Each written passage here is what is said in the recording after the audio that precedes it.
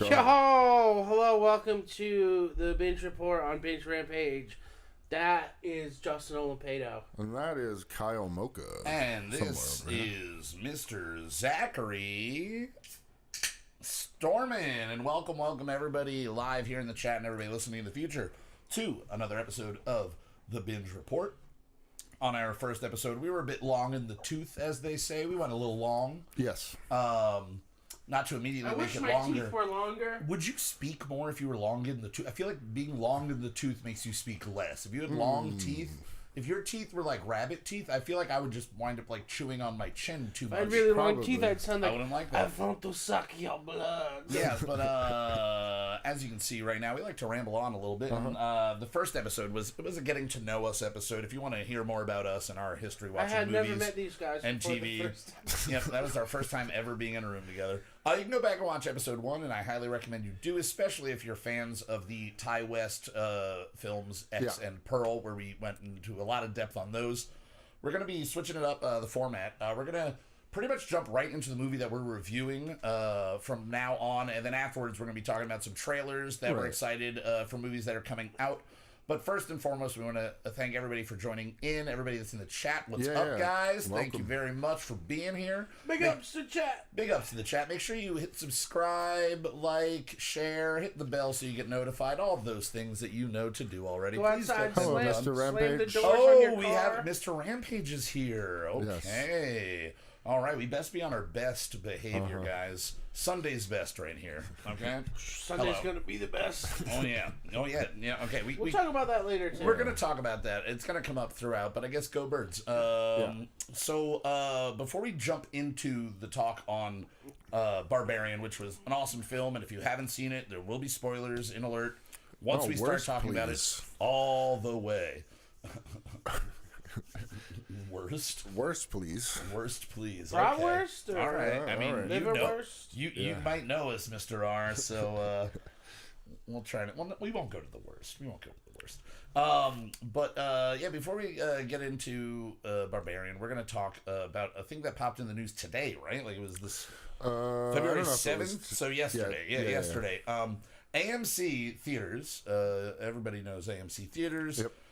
They will soon start to charge according to where you sit. Your ticket price will be based on your seat. And as movie goers, obviously less in the last few years since COVID and all of that. But I was curious what everybody, and also in the chat, please, jump in, what your thoughts are on that. We don't actually have like a full price breakdown. I've heard things anywhere from like an extra $1 to $2 for quote unquote premium seating. Right. I think if it's $1 to $2, it will not matter. It won't matter? Okay. Because popcorn is already $27. Yes. Fair Every enough. time I've been to the movies in the last 10 years, I have spent more money on concessions. Oh yeah. To Than the actual movie. to drink a bunch of soda, take a bunch of bathroom breaks, and never finish the gigantic bucket of popcorn. But here's the thing. Then I pay always for a finish ticket. it. If they go to that price point, does that mean that they're automatically going to charge when they know there's only going to be a handful of people like if in the it's, theater? if it's, Is it going to go directly up if to it's that a Tuesday charge? matinee and I want to sit in the nicest seat in the empty theater, is it going to be $2 more to pick my seat on an empty afternoon? Hopefully not. Or is this just packed theaters, opening days? And I think let's take the You know what- conversation you know what just to they're the gonna idea do? of packed theaters, Right. because I think that's really what they're looking at. Probably. But what are they going to do, Zach? They're just going to raise the price of every seat if this place is Oh, if empty. it doesn't work, yeah. Sure. No, if it's empty, like on the packed one, there's Yeah. the tiering. If you show up 2 weeks later, they're just going to raise the price in every movie by $1 anyway. Okay. And then you're paying for the seat regardless of where you sit. I mean, if they Compared did to right that, now's prices. I'd probably be more annoyed up front. Be like, everything went up $1. That stinks. Yeah. But then after like 6 months, I'd be like, well, that's what I pay for a movie now, so it doesn't really change anything. So I think I would actually almost prefer them just raising it. But on let's say it's the big Avengers next movie, it's the big Star Wars, Marvel, Lord of the Rings, something that level. And you are going opening night, and you know that you want to get. You're paying that price. Oh yeah, you're paying. You're paying. You're paying for a little bit more. But would you, if the option were there, are you always say it was $5 more for the seat on opening night for that perfect dead center of like the upper balcony? It was $17 for that ticket. and then it was $12 to go on like the lower end where it's not going to be as good of a view and it's not going to be as fun of an experience, is that price difference going to push you away? I still don't know if I want those front seats. Yeah. You know what I mean? If they're banking on that, I think that's a pretty good way to go. If they're banking on people going, well, I'm going to take the best seat when it's available. Yeah. But I've been to the movies a handful of times in the last year or so, and I've not been in a packed movie theater for anything. Right. So this is definitely them in desperation. The most packed movie theater was Dune. Dune was kind of packed. Yeah. It was opening night, but it was also, we went to the community theater. Yeah, we went to a smaller local if theater. I'm going to go on opening night, I know the screen and sound is not the best, but I'd rather go to the local theater. Support your local You still theater. get the theater experience. You still get the theater experience. You still get popcorn, but you get a community sort of coming together. They do funny little like games and trivia beforehand and try to get everybody all involved. On Avengers, I won that. You got poster. a big. I won a huge poster on the raffle. What's his face from Clerks was there? Oh yeah, Brian O'Halloran. That's right. Yeah, I was not there for that. It was a really weird one for him to be at. Cause it's just like, why are you introduced? Okay, comic book guy type of connection. Sure. He was just there. He was just showed up, and he was. And we Brian O'Halloran shows up in our Pennsylvania. town. Yeah, he shows up in Nowhere, Pennsylvania for a lot of events, but that's also because he lives right Nowhere, New Jersey. Yeah. So exactly. Nowhere, Pennsylvania, Nowhere, New Jersey are brother and sister. They're the same town more or less. But yeah, so I mean, do you think this will be successful for AMC? Do you see any backlash coming from it, or do you I've already seen backlash. Yeah. Oh, I forget. Somebody came out and said like, "Oh, this is just this is AMC being nasty to lower income people and trying to prevent lower income people from being able to go to the movies," which I can see. Yeah. But if you're a lower income person and you to want to go to the movies, go to your local community theater. It costs half the price anyway, and then you can be a member of your community. Yep. So definitely. I mean, we push for don't. that. Do we even have an AMC around here? I think I don't know, maybe 20, 30 miles away in one direction. I'm sure there's an AMC. What is the mall? The mall's Cinemark. I think there's an AMC, maybe There's a Regal. Scranton, Lehigh, somewhere in there. Somewhere between Scranton and Lehigh Valley. What was Jersey?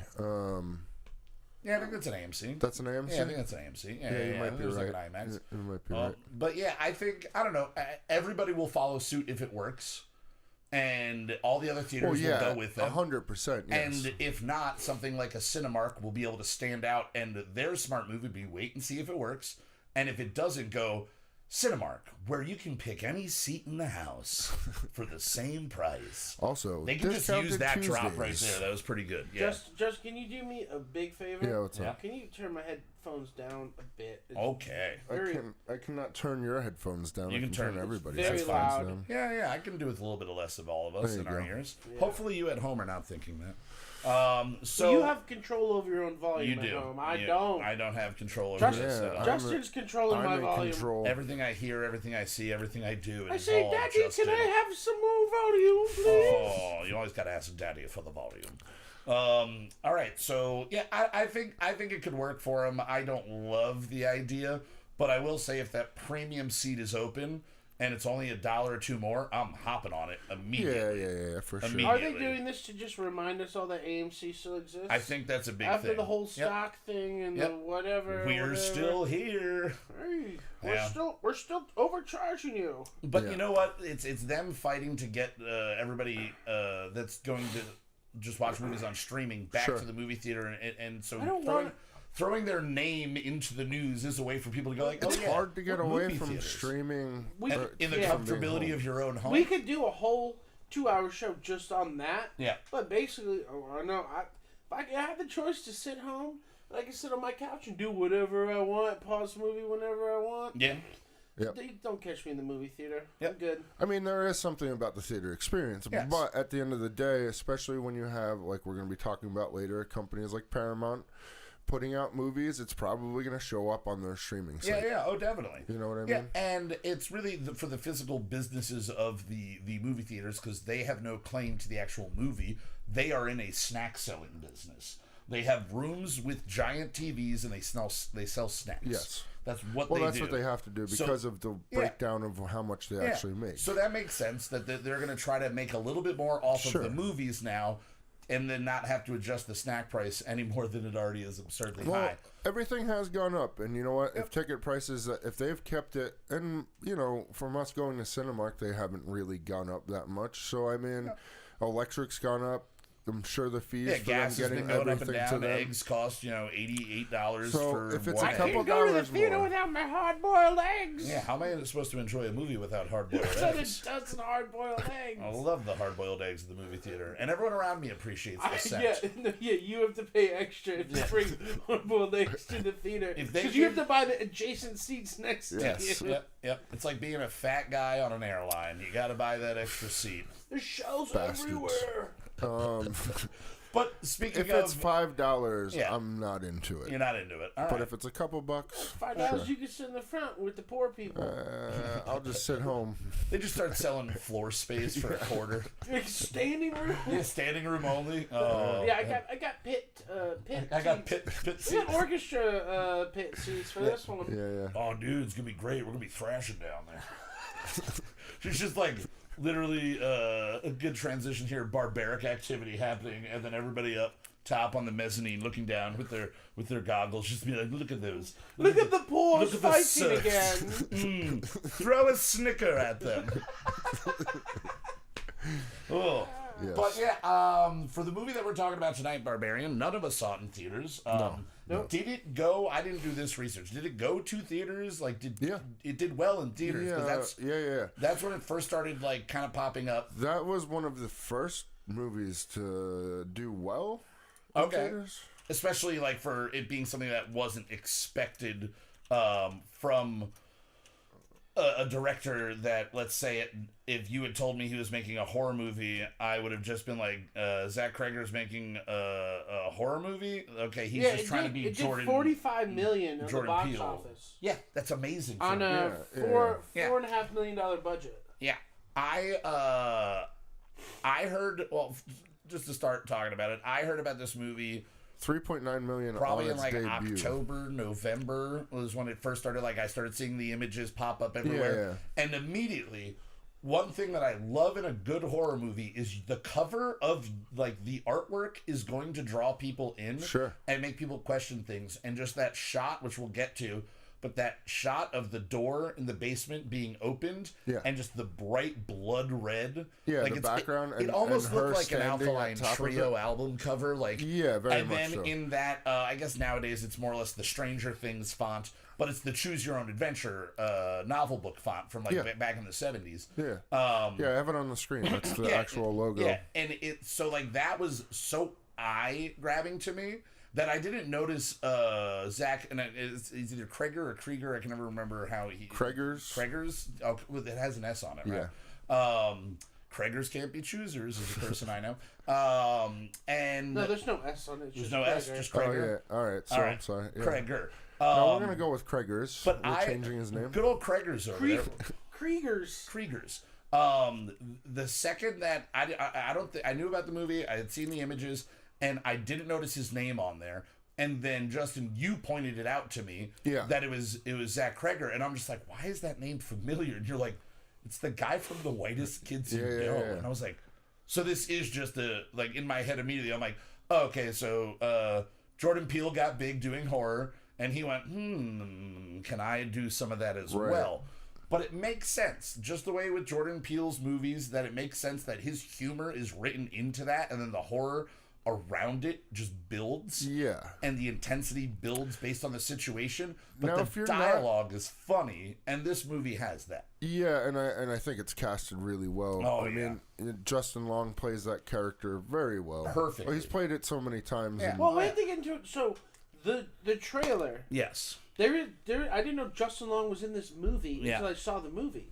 He's not in the trailer. He's not in the trailer. The only people in the trailer. No, they have him in the trailer. They have him in a trailer. But the original The one that original trailer that came out only has Skarsgård and I had it right Georgina here. Campbell. Georgina, yeah. Yeah, Georgina Campbell. The woman who plays Tess. Yeah. The original trailer is just that, and you think the whole movie is just going to be the two of them. And immediately you're like, well, Bill Skarsgård. Bill Skarsgård is some sort of rapist, you know? Yeah, or he's a psycho killer at least. Yes. So they do show him in both trailers. Actually, he's very, very quickly. It's when he's down.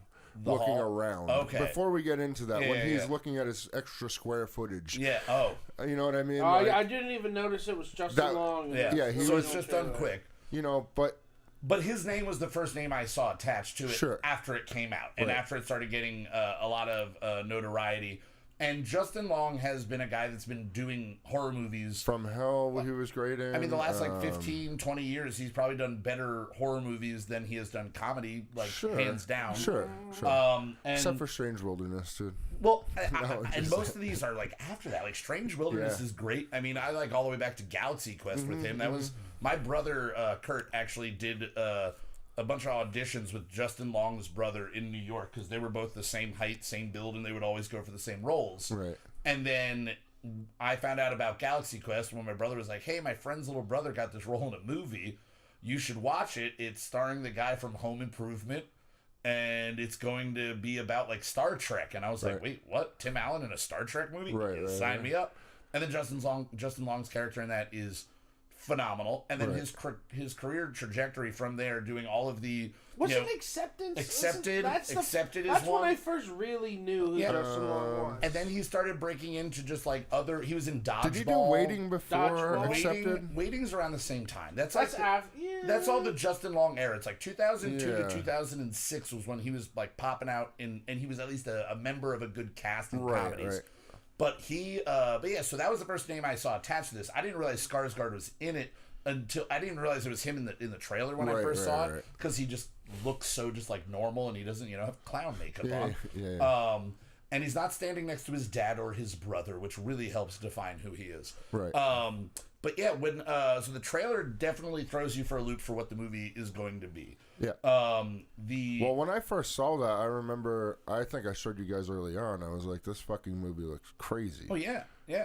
It looks very crazy. Yeah. And I starting off the movie to jump into that. The movie's cut into it's basically 3 parts. There are 3 different sections of this movie. Yeah. And the first section, which takes up 25 minutes of the whole time, runtime, probably feels again. That's what you were sold on in the trailer, and I like that in a horror movie. Sell me on something. Well, you're sort of waiting for, as you said. You're waiting I know when it's coming, so I'm going to brace for it. And you're just waiting for that whole thing. First 25 minutes did really, really well. Had somebody like me who has crazy anxiety when it comes to horror movies. It had me going is this about? And then nothing happened. Yeah, every time they panned around the corner, and he's looking at her. Yeah.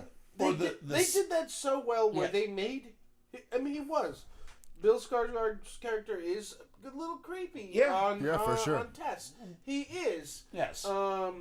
He doesn't do anything about it, but he's a little sweet on her. Yeah, there's this weird, creepy vibe to it the whole time. Well, I think he was also when the whole wine scene where he's like, "Oh, I waited for you to come out because I know if I poured this, you wouldn't drink it, so I'm going to open it in front of you." I noticed you didn't drink your tea and blah blah blah. And it played a really good line between is he just very socially awkward and also in a weird situation. So to get to that weird situation... It's also a situation that I think, being men, we don't deal with as much as... When you see it, you know what I mean? I'm a big guy. Somebody hands me a beer. I'm never worried that someone is... Putting something in my drink. Is putting GHB or whatever it is in the drink. You know what I mean? As a woman, that's a concern, and we don't see a lot of media that portrays that in such an honest situation where on his end you could be like, well, he's just a nice guy, and on her end you could be like, I totally understand why you're being so guarded and cautious. Yes. Because how many people seem like nice guys and then aren't. But the movie kicks off, to me, it feels exactly like a mid-aughts basic horror beginning. Sure. It's a rainy night. She's in her car. She's looking over, and she's got the Airbnb. And that's the whole thing is she's going to stay in an Airbnb. and she's not sure if it's the right house. But that whole the opening shot with just her and that house, and you don't see anything else around. Well, I was just gonna say, wonderfully, perfectly dark in the way that the not being able to see the background. Yeah. Oh yeah. Oh yeah. Was the best part of that scene. And making it a dark, rainy night. Yes. But it just felt like a lot of it, and there's no one movie specific, but just like that feeling of like a late 90s to like 2010 basic horror movie. Yeah. I know what you did last summer. Yeah, like just like that. yeah, Sure, just yeah, along yeah. those lines, like not necessarily The Ring, but kind of had that like moodiness, that why isn't this a little bit green? You know, like a lot of those movies went with the greenish graying of like the just a green hue over the whole thing. Like post Fight Club, everybody was just adding green hues to all of their film to make them a little darker. And then Twilight just like way overdid it with like the grayish green. Yeah. And it was just like, oh, we don't need to do that anymore. Also, this movie had its resolve happen very quickly. The happy fundamental moment of the movie happened very quickly, and it never really got back to that. When she is sitting down and talking to him, when she finally agrees to have some wine, and they're talking, and she's, you know, he asks why she's there, and she's like, oh, I have an interview looking for a certain jazz group, and he's like, well, I'm so-and-so from said jazz group, you're looking for me, you know what I mean?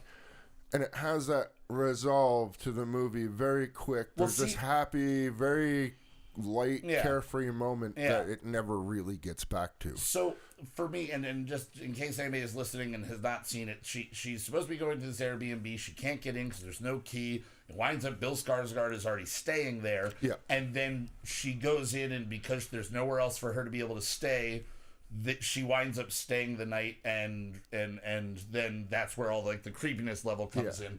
My thought in that moment, Justin, was, oh, he is a genius murderer. I didn't see happiness in that moment. I thought, like, okay, this is where she's gonna, like, obviously the shot is of her opening a door, and it looks like it's in a basement. So that poster, in my head, I'm like, she's gonna go to a basement at some point, and there's gonna be something creepy, but I figured it was going to be him still. No, I'm not saying while I was watching. I'm saying now that you've seen that movie, it literally had that build-up. That is the one little and decent there's moment. a resolve, and it never reaches that point ever again. But in this that movie. spot when I was watching it, I was just like, oh, okay. This is where Bill... I thought that too until she woke up in the middle of the night. Yeah. When she woke up and was like, hey, did you open up my door? And he like freaked out. I was like, okay. Yeah. So he might not be... Yeah. This movie does a great job of subverting your expectations, where the entire time, from the second you put it on, knowing it's Bill Skarsgård, you're expecting him to be the killer. Right. And the way she's acting, there's almost no way they're going to be doing a double, like a double switch, and she's actually the killer. Right. So I'm thinking they're trying to fake us out, and it's just going to be a straightforward movie about this guy being a crazy barbarian in the basement. Right. Like, that's where I thought we were going. It's his house. It's his house. He does this all the time. He just happens to be the jazz musician. And he does research on the person. Exactly. Yeah. Like, and that's where I thought we were going. And I'm like, cool. Also, I'll watch that movie. The shot of the all the shit underneath the bathroom sink. The other toothbrushes and stuff. It's like, oh. Yeah, have people just been leaving things here? Yeah, why would you always leave my toothbrush at the Airbnb. Yeah, underneath the. Yeah, I just. The last thing I do before I leave, I brush my teeth. I just throw that toothbrush somewhere in the house. Anywhere. So you find that now. That's free. That's a tip. But yeah, I think we have somebody. Shadow King is saying that he personally thinks that the movie was overrated. You think it was overrated? Why do you think that the movie was overrated? I mean, we are still very early on in going through this, so I mean, feel free to chime in and if there's certain views on it that you have, like, let us know. Let's chat. Yeah. So it starts to get creepy when she is after her interview and she's back at the house and everything, and she gets locked into the basement. Yeah. Like, that's where the whole thing starts to turn. She finds that weird string, pulls it, opens it up, and in that moment, I'm like, okay, he's definitely down here. Like, this is like, she's getting lured into it. Me watching the movie going, like, I just kept thinking, like, why would you pull that string? Like, just don't. Like, I get the curiosity of it. Just please don't pull that string. Also, yeah, you think he's down terrifying. there because I think he left her a note. Yep. Because she went to go to her interview, left a note, she came back, and ended up in the basement. Yep. So she's stuck in the basement. He winds up coming back, and then like she like shows him like the creepy hallway, and that there's a weird like room with the bed. Something terrible happened down there, and then he being at this point, you pretty much are accepting him. Okay, but before that happens, well, she finds it before. This is an important part we have to talk about. She leaves for her interview. She comes back. She is chased in the house. Oh, yeah. By a random homeless little man. girl. And he's saying, you need to leave. You need to get out of here. Get in your car. Get out of this neighborhood and go. But in that section where you're not sure where the movie's going yet, where he's warning her, that was a tense scene where she barely makes it in the house. Oh yeah. But when you after you see the movie, you're like, oh, he was trying to get her not to go in the house. He was trying to help her. Yeah. And that is an important... That's a huge part, yeah. Oh, definitely. You know, and she sees the disarray of the neighborhood. I think that's also... Yeah, when she leaves in the morning for the interview, and then the girl that she does, the lady that she does the job interview with is like, why are you staying there? Like, don't stay there. Right. And then you, like... If I were her, and in the movie, is she like she's packing to leave at that point or no? Like, yeah, well, I think she got the job. Yeah, she gets the job. I think she has one more night. Yeah, she has to stay another night. Yeah. So in that moment, if I woke up and saw all the crap around it, for me, that's where I'm like, okay, maybe right after this interview. Well, I think when she went downstairs and leaving. opened it up, yeah, she eventually made it her way back out. Yeah. Because he comes and gets he comes and opens up the door, and then she's like, "I'm leaving." Yeah, and he convinces her. And it was already nighttime then. No, it was daytime at that point. It was daytime, yeah. He convinces her like, "Don't leave." Yeah, let me go in the basement. Like I just want to. Like you're telling me this, I just want to go look for it. And at that moment, I'm like, "Okay, he's the killer." See, yeah, so it could go that way, but for me, I'm like, okay, like, he's so far proven to be a nice guy, like, to her, so the way that, like, he is playing it, if he is the killer, is, oh, no, I'm just gonna go down, and blah, blah, blah, it'll be fine, and then, you know, somehow you're gonna lure her down, but the tense weight, like, of her, like, calling for him, and not being able to hear anything, and just, like calling, and then walking back down that hallway. Well, then she grabs a chair and props it. Yep. Yeah, you're like, good on you. Good on you. You got to go back down. But yeah, so when she goes down the stairs, and then like starts to look for him, and then you hear the screaming from like far off, far away. That is the first time you're like, oh crap! Like there is like an abyss down here. Like that's either he's behind a cement wall, and like a big heavy door has like blocked him in, or he's like hundreds of yards away down this hallway. Now this is where the movie begins. And this is where, and Justin, I was watching it, you stopped by and we were chit-chatting, and it was right about here, and you went, oh yeah, Kyle, this is where the movie actually starts. And I'm like, yeah, like this is, like it's been a great build-up up to this point, but I'm like, okay, but now I know that Justin Long is in this movie, yes. And so I'm like, oh, is Justin Long going to be some weird creepy guy in the basement? Like just all like, just Frankenstein together, weird Justin Long? Right, like Tusk. But so then she goes down to the basement, and then Skarsgård, you see him before you see the woman, right? Yeah, the mother. Yeah, the mother. Well, yeah, because he comes out. They actually have a conversation where he's like, "We got to get out. We got to get out of here. We can't go that way. We can't go that way." He says, "There's someone else down here." Yeah, we can't go that way. Somebody else is down here." And she's like, "No, we got to go. We got to go. We got to go." Yeah. And then they start moving, and then the mother just appears out of nowhere, and immediately I'm just like, why are we doing this again? Why are we doing with more creepy old naked people horror? Like I was immediately pulled out of it. I was just like, come on, I don't want to do this anymore, because now I'm thinking, Justin just told me the whole movie starts from right here. Great, I'm just gonna have weird creepy boobies hanging in my face but it wasn't me that they were hanging in. And we'll get to that wonderful scene later. And then Bill Skarsgård proves to definitely not be the killer. Yes. When it gets his face smashed. Just smashed. 100%. Like a pumpkin. Like, so well done. Like, it was, like, the shakiness of the camera, everything, like, the makeup, like, it definitely all, I mean, it's practical effects, like... We didn't really get any screaming in this movie. She didn't scream at that point. Yeah, he's screaming from far away, but, I mean, she screams when she's running away at the end. At the end, yeah, but I mean, not like in Pearl X or any slasher where it's somebody screaming real at the scream top. queen moment of it all. Yeah. But yeah, I think that is one of the coolest death scenes to happen so abruptly like that. Oh yeah, because you just figure, okay, something's going like there. Since Scream, we all expect you can kill off the main character right off the bat. Like, that's not a big surprise anymore. Yeah. But you gave me 25 minutes of this guy. Like, this is more than just a few minutes of Drew Barrymore at the beginning of a movie, and then all of a sudden, bam, she's the first one out.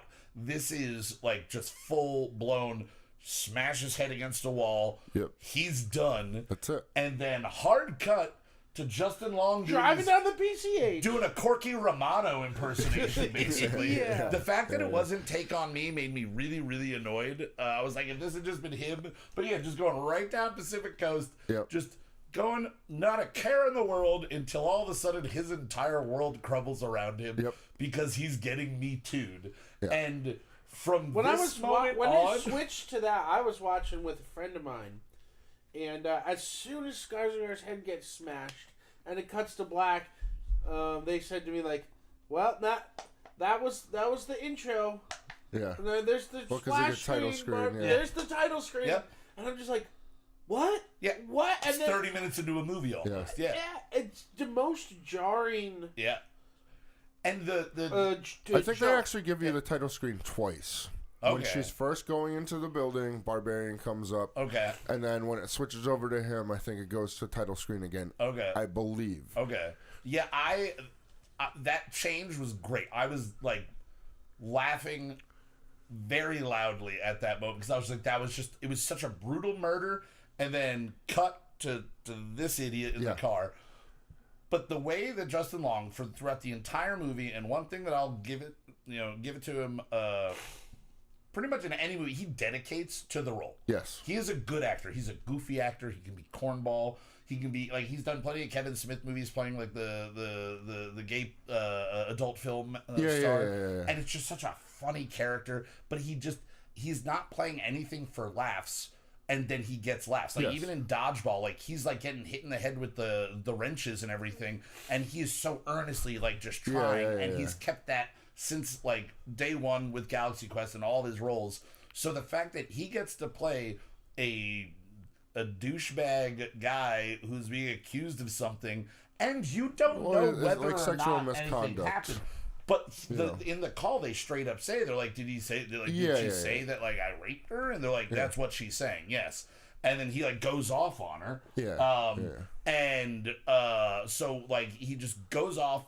And you're like, okay, well, again, kind of like you were saying with Skarsgård and Tess, the Tess character at the beginning. What is Skarsgård's name in this? I'm just gonna keep calling him Bill Skarsgård. Keith. But Keith, you're right. That's right. Yes, Keith. And because I was thinking I had a brother Keith, I should record her going Keith, and just make it his ringtone.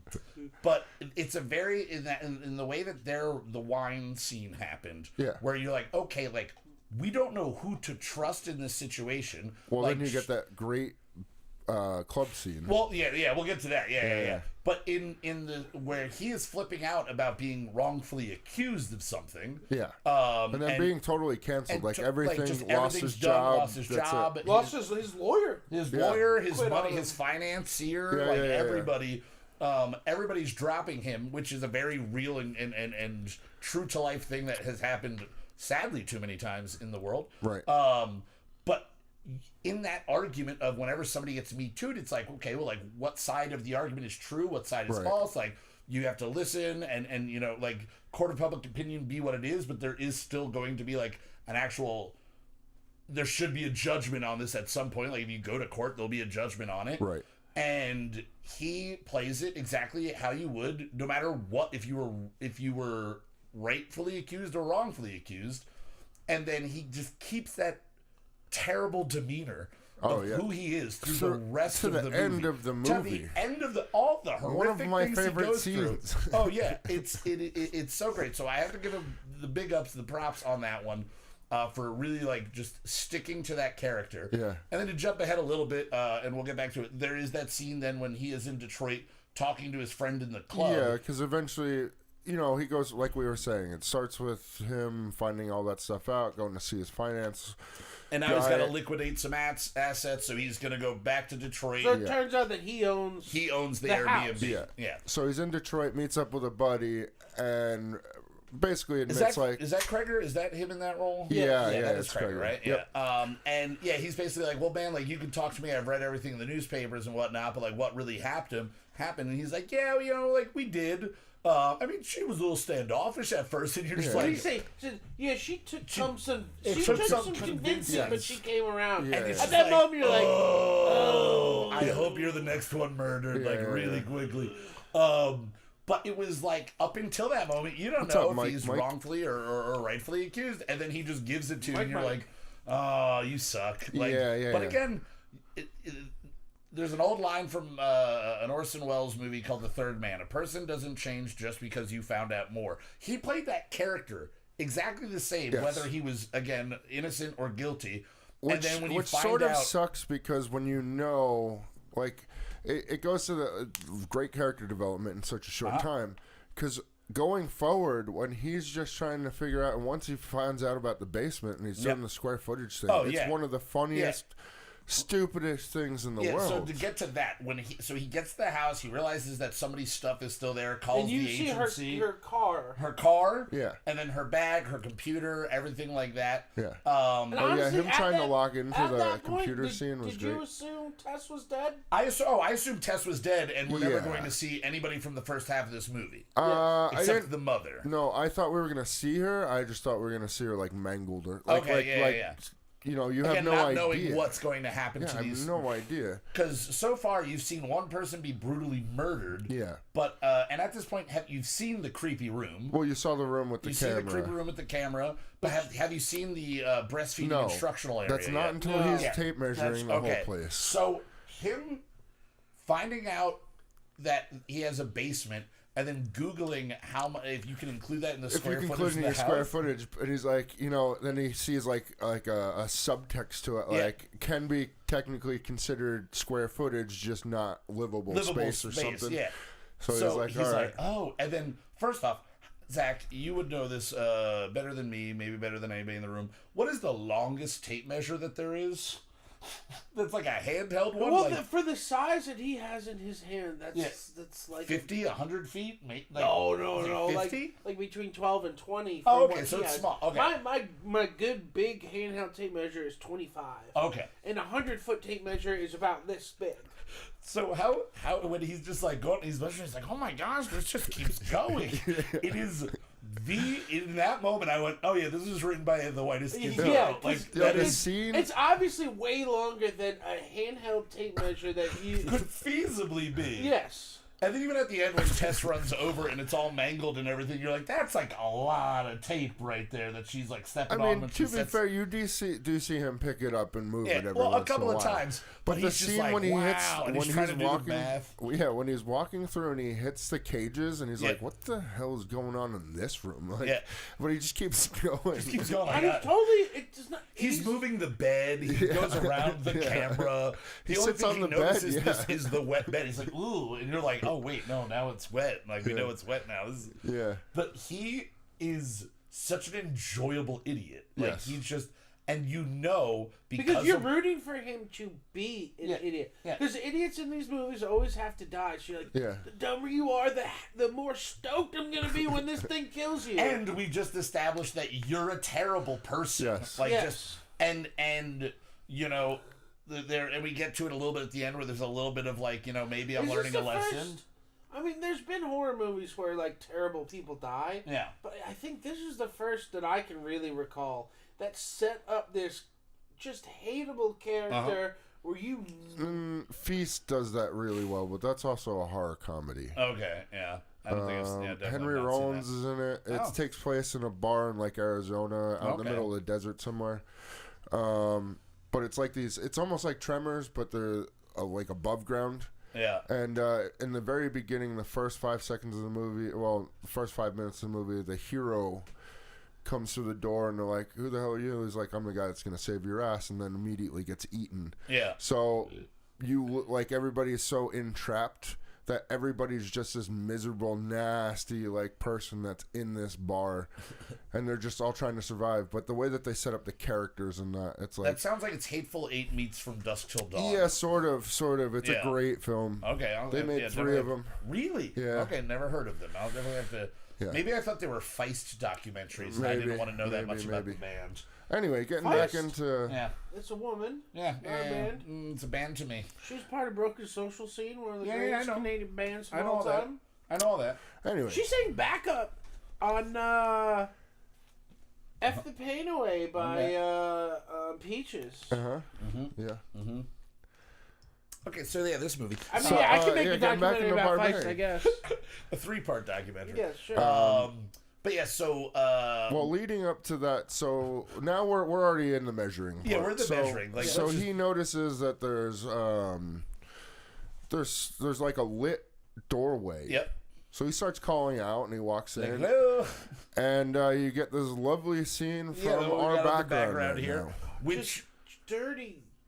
So gross. Gross looking. And it feels like the walls have like, I don't know, it's like almost like the well, they're peeling. You don't know what it is. It's like a dry version of the ectoplasm from Ghostbusters. Like it had that kind of feel, like it just was crusty but liquidy all at the same time. There's a little TV in there with a woman breastfeeding. And my immediate thought was like, oh no, the only thing we've seen so far are like from the monster are giant boobies. Yeah. And I'm like, oh no, and my brain just went, and I wish someone was with me watching this. Someone, is this a breastfeeding horror movie? I don't know if I can do a breastfeeding horror movie.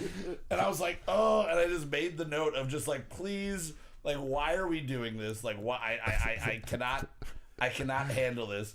But it only gets worse from that point. But I thought the measuring tape thing was such a dumb, funny, clever way to get him into the basement. Yes. And the whole time, seeing the scene that we've already being selfish, being himself the whole time. He did not care about the room with the camera. He did not care about the cages. He did not care about anything up until the point of him seeing this room. And even when he realized it, he's just like, it stinks. It stinks. And then you get the jump scare of the tape measure. Well, of Tess being there. This is when he first gets to that room. Yeah, she pulls on the tape measure. Oh, that's what it is. Oh, right. No, Tess is already in the hole. Wait. Tess is in the hole. Tess is in the hole. The tape measure. The mother takes the tape measure. Oh, okay, and pulls the tape measure out of his hand. Scoops him up and throws it. Now he's in a hole with Tess. Okay. Throws him in the hole with Tess. And she tells him not to freak out. And then it cuts to the flashback. Yeah, she tells him not to freak out. Well, no, then they do the bottle feeding thing. And then it goes to Tess. It's the flashback before that.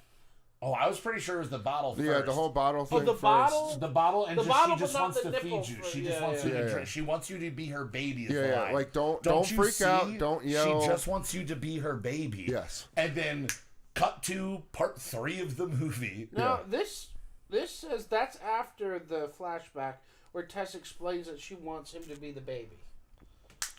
I'm pretty according to the synopsis that I'm reading. Yeah, you're probably looking at my notes. You're right. Because yeah, I believe Tess doesn't even talk. They throw him in the hole. Oh, you see right. Tess's face, and then it cuts. You're right. And you're like, right. Oh my God, Tess is alive. Because my note here is that girl's a survivor. Yeah, you're right. And then then it goes to that Pearl-like transition to the old cruddy neighborhood. Right into that beautiful 1960s into 1970s. Yep. Just bright town, vibrant green. Everything is just beautifully well manicured. Motor City, man. It's Detroit in the heyday of Detroit. Yeah, and what did he have? He had it was a white. Oh yeah, you guys would know the cars more than I do. What is the car he has? Oh, I don't know. It's a big old boat. What was it? Is it a? I'm assuming it's a Detroit-made vehicle. Yeah. But he jumps. That guy comes out, and immediately. My thought was, okay, scary blonde guy, Richard Brake is the actor's name. He just felt deranged. The look on him just immediately is perfectly deranged. Yeah, it was. But I had to pause. It was a Caprice classic. Caprice classic. Yeah. I had to pause the movie because bright white. Immediately I thought I knew who he was, and I went to go look it up. And I know you looked it up, or you knew that he was from one project. But Justin, did you see who this guy was? The guy who plays the blonde guy. Yes. He's the Ice Kid. Yes. The Night Kid. In only season 4 and 5. Only 4 and 5. Yeah. But I was like, oh, I remember watching like behind the scenes doc, you know, about like those seasons, and he was in there, and I went, oh, it's a perfect creepy person to play. Like, if you can't get Ralph Fiennes, you know, this guy is going to be like I right next to remembered him. him from 31. 31, which I do not know. He is the villain in 31. No, yes. he's not. Well, I guess the villain, the main. Bad guy. At least. I mean, he is pretty. I mean, he's the one that arranged all the stuff. You know what I mean? Like, he's the villain. Yeah, I guess. Yeah, if that movie has that's sort of a. I mean, everybody's technically a villain in that movie. Yeah. You know, even the protagonists are villains in that movie. When did this movie come out? 'Cause I don't know. 31. That's the Rob Zombie movie. Oh, it had It had the midget Hitler. Yeah, it was a midget Hitler and Do the not whole know like this. SS crew. Yeah, it was a very weird, strange movie. Okay. Yeah, it was a slasher movie. Okay. You know, a bunch of hippie stoners get trapped somewhere by a sadistic crew, but his character in it is absolutely incredible. He was also in 3 from Hell. So he is a mainstay within horror. Like, he's been doing like a good amount of work. But he's never like the star. No, he's always like he's a stoic. He was also in Peaky character. Blinders. That makes sense. He was on the show Peaky Blinders for a bit. 8 years. Wow. So when he walked onto the screen, first time, I'm like, this guy's deranged. He's got something evil behind the eyes, or nothing behind the eyes. I couldn't really grasp I mean, there's it. really nothing much. But the movie started with Bill Skarsgård, who's the most obvious bad guy to go with. So I'm like, okay, we're subverting expectations. Is this guy going to be a bad guy, or is he going to be a victim? Like, where are we going? So we were talking about music earlier before this. There's If we not could really a lot not of really remember memorable music, there's one point I don't remember what the music was, but there was music when he gets back in his car and he is watching that woman put her groceries into her car. Wasn't like he he's listening? sitting there and there's music on and No, I don't mean to correct you, but he was on one episode of Peaky Blinders, not 8 years of Peaky Blinders. oh well, what I looked at said 2012 to. That's how long the show's been on. on. He was only on like. All right. Well, that's fine. That's fine. One, maybe a few more episodes. But yeah, Justin, when he's driving around and everything, it's a scene where like you get him in the car, you get the radio ads. You don't get a lot of music. The radio ads. Sorry to cut you off because I looked it up. Yes. He's in the Knights of Sidonia music video by Muse, playing the role of the sheriff. Don't know if you remember that. Yeah. It's a space western music video for a 9-minute single that Muse put out. Jeez. 2006. Yep. I remember that. She's the sheriff. Yep. I'm sorry. I just saw it and I had to say it now, otherwise I wouldn't. You'd have to forever hold your peace. Yeah. But yeah, so the him driving around scene, and then him shopping and trying to get like baby stuff. And it's just me. There is no mother. Like all that. It's just kind of like, all right. Yeah. My the immediate woman's thought is like, of... okay, 50 years earlier or so, he is raising what becomes that weird monster in the basement. Right. All right, this is where we're going. But then he follows that woman, goes in. You didn't really need much of anything else. No. Yeah, goes in, opens that window, but all under the guise. Doesn't even open the window, just leaves it unlocked. Oh yeah, unlocks it. Yeah, but he goes in under the friendly guise of just a guy from the water. You know, just I'm here to make sure everything's good with the water. Yeah. And that time of existing, you're just like, okay, like 1960s, 1970s. Yeah, a guy's gonna show up and just check something. He's in a uniform. It's like the whole, if you're carrying a ladder, nobody questions you. You're in a uniform, and then he's in and out, seemingly harmless. But we never have to go. They never go back. They never go back to it. The last shot that they would really go back to is literally the neighbor being like, "Oh, hey, we're selling," and he's like, "I'm never leaving." Yeah, I'm never leaving. See, all right, that's a big part of. Well, that was a short part of the movie. That's a big part of the other character undertones that this 100%. movie is saying. Yeah, 100%. You didn't need anything more than that. Historically, no, I mean not just the horror aspects. Historically, Detroit is one of the most segregated cities in America. Yeah. You're saying the subtext of that one line. Like things are bad around the here. subtext of 100%. that so it does all tie together. So Detroit is this super segregated city. And when you look at the neighborhood when it does the flashback, it is whitewash, very Yeah, white 100%. Oh yeah. neighbor. It is, and the whole subtext of when Doug, that's the neighbor's name, that says, "Oh, I'm getting out of here. Things are going to hell." The subtext it implies is that it's the diversity coming into the neighborhood. Basically, a black family bought a house down the road, and that guy's a racist and doesn't like it. But Frank, being this barbarian, it doesn't bother him because the crappier the neighborhood gets, he has other things going on. Yeah, his evil. But the worse the neighborhood gets, doesn't better or for the worse him it's perceived. I don't want to say it's the worst. Yeah. Diversity coming in your neighborhood doesn't make it worse. It makes it better. I guess unless you live in Detroit, I don't know. Yeah, but it's all how the neighborhood's treated, really. But and then, I mean, like, and then we touch back on that when you get to when they go to the homeless camp.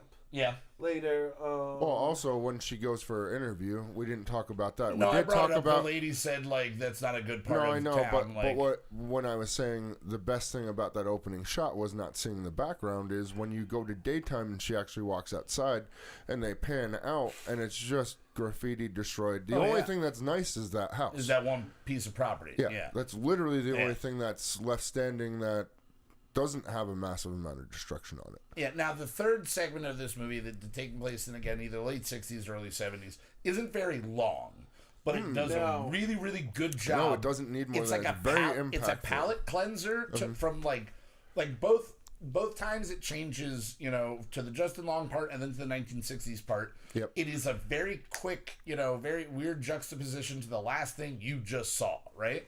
Right. And it's this one's kind of like visually it's a palate cleanser, but the subtext that you were just talking about, but then just the creepiness of that guy and what you can only assume he is leaving that window unlocked to do. Right. Because again, there's a woman running around naked in this basement in 40 years, 50 years, and that she's just or we don't have the breastfeeding thing at this point. No, well, but you've got the you got video. The room. Yeah, you've got the video, and she hands him. So it's not got to be the 60s. It's VHS era. Okay, so yeah.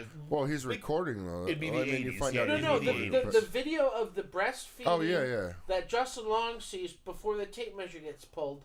The woman in the convenience store when he buys the stuff gives him that VHS of that. Oh, I missed that I'm little thinking, drop. Okay, and the car and the lines on the car, it's gotta be like 81, 82. That's got probably mid 70s. Okay. Yeah.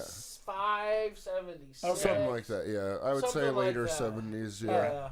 Yeah. I think just the brightness of it made my brain go 60s, and then not knowing cars, I just went, oh, old cars. Right. And they're not really round. They're more straight, so it's 60s or 70s. But it's VHS. VHS was like... When's VHS era? When are you getting a VHS and how to breastfeed in a convenience store? Like early 80s. Either... that's more early 80s. Either way, we do know... It could be a Betamax, though.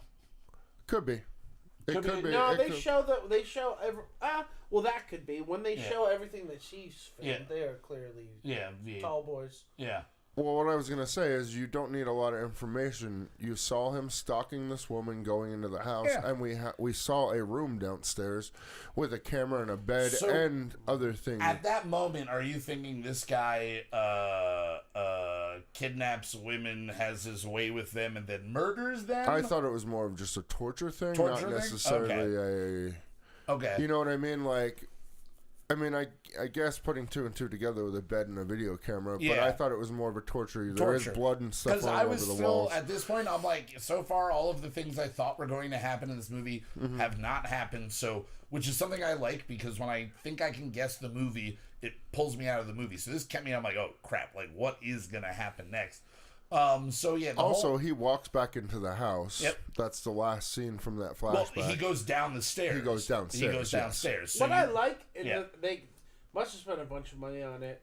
They did a shot. There's a shot of the inside of the house from the 70s. From the 70s, from the early time. Yeah. And I like how they did the wallpaper. They did it is full. And then when you look at the that Airbnb houses, thing, obviously the modern everything is gray style. We could have a podcast on me complaining about that too. But I really like the love thing on the wall. They did with Pearl and X. The production crew went through the time to put those little details in.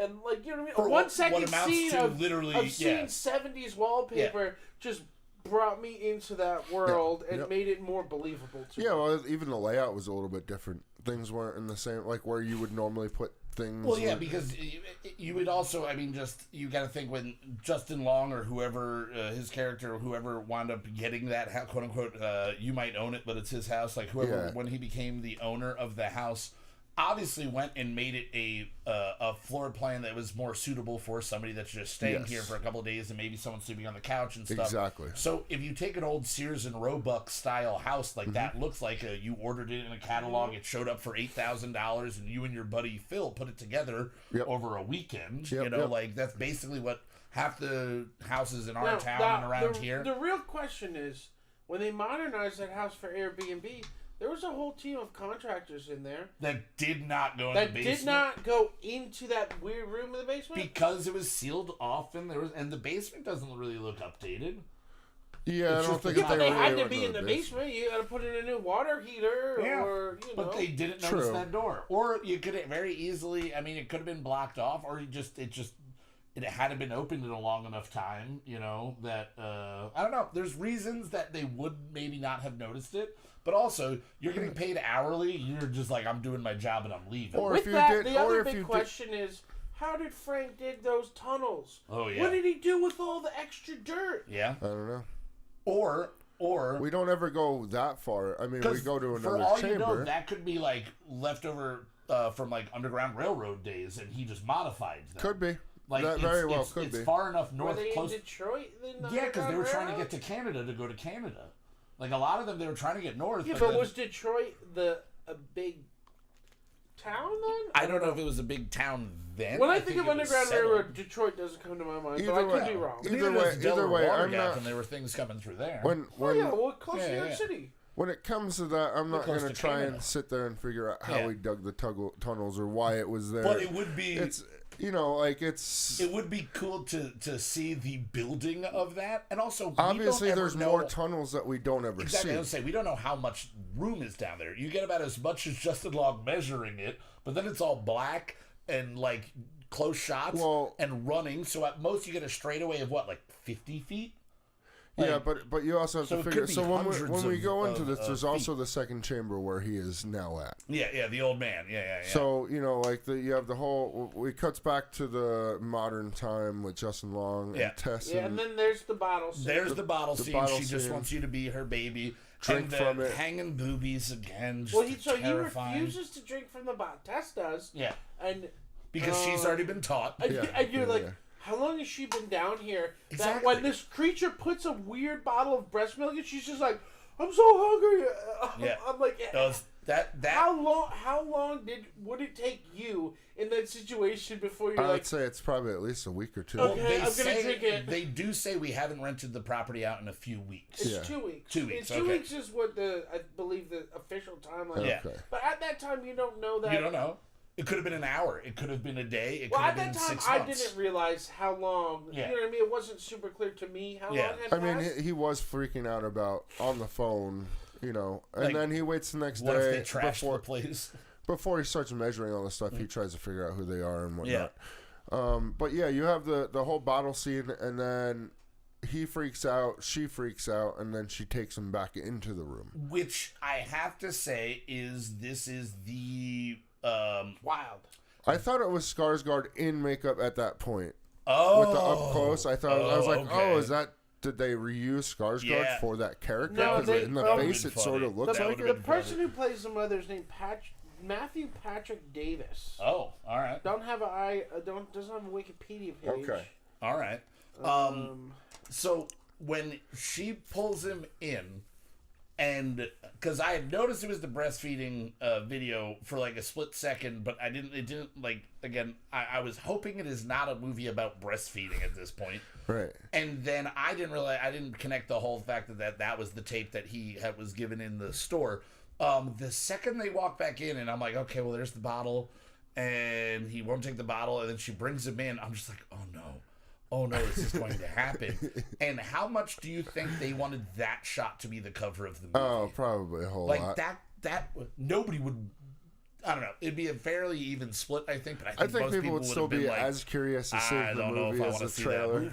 But imagine a trailer where it was just Justin Long with like, you know, a breast in his mouth, but it was all like aged and dirty and weird, and it's just him like looking crazy. But you just see like, just like from here up, like it would have been. So the Mark Hamill Star Wars moment. Yeah, exactly. I think that movie or that scene in this movie is the scene that will stick with me the longest. It will be with me in my brain for forever, and I'll never be able to slightly enjoy somebody breastfeeding in public ever again, guys. This is a learning moment for me.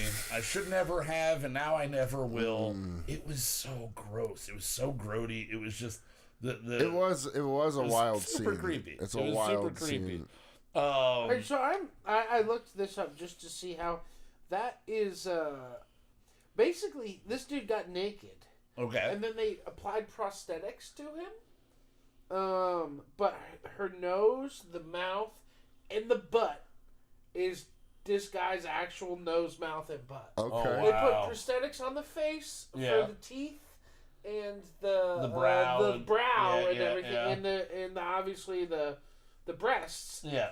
But everything else is just like. Well, yeah, because you never really get a crotch shot. There's never that. Yeah, so thank the Lord, thank there's not a Jeebus. crotch shot of that. Well, it would have just been a lot of. But yeah, fur. I guess Zach Krager said, "Well, you're just gonna have to wear a thong then," and he just puts a thong on, and then they do all the prosthetic, and that's how he did the. Well, good on character. them, because it is terrifying. It is one of the more terrifying creatures in a horror movie. Especially the scene when Justin Long gets away.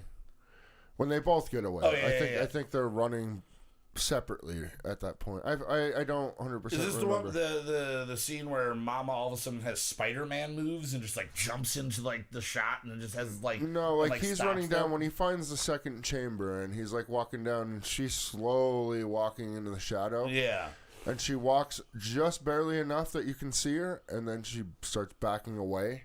That whole little moment was such a tense... Oh, yeah, because while he's getting breastfed, she is trying to escape. Yes. Because you obviously take the advantage yes. of there's somebody else Yeah, distracting and Mama. she makes it out of the... And she makes it to the tape measure. She makes it out of the house.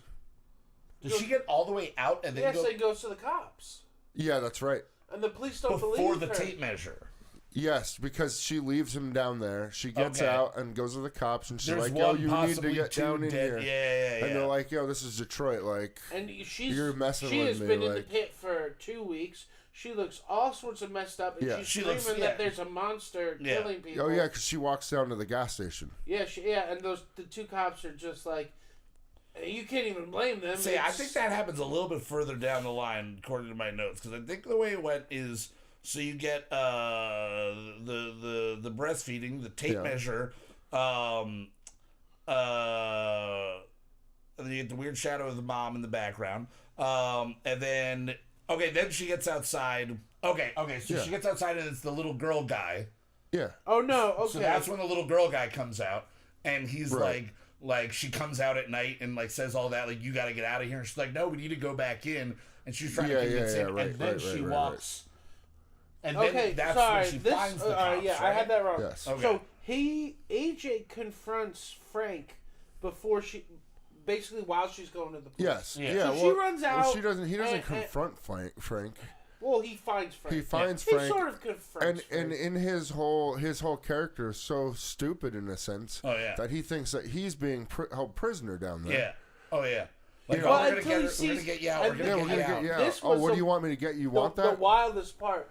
When they pan over the shelves. with all the tapes. I slowed it. We paused it. With all the We paused it to read all the titles. And it's not stuff that you like. It says like it's like Sharon Cryer. Yeah.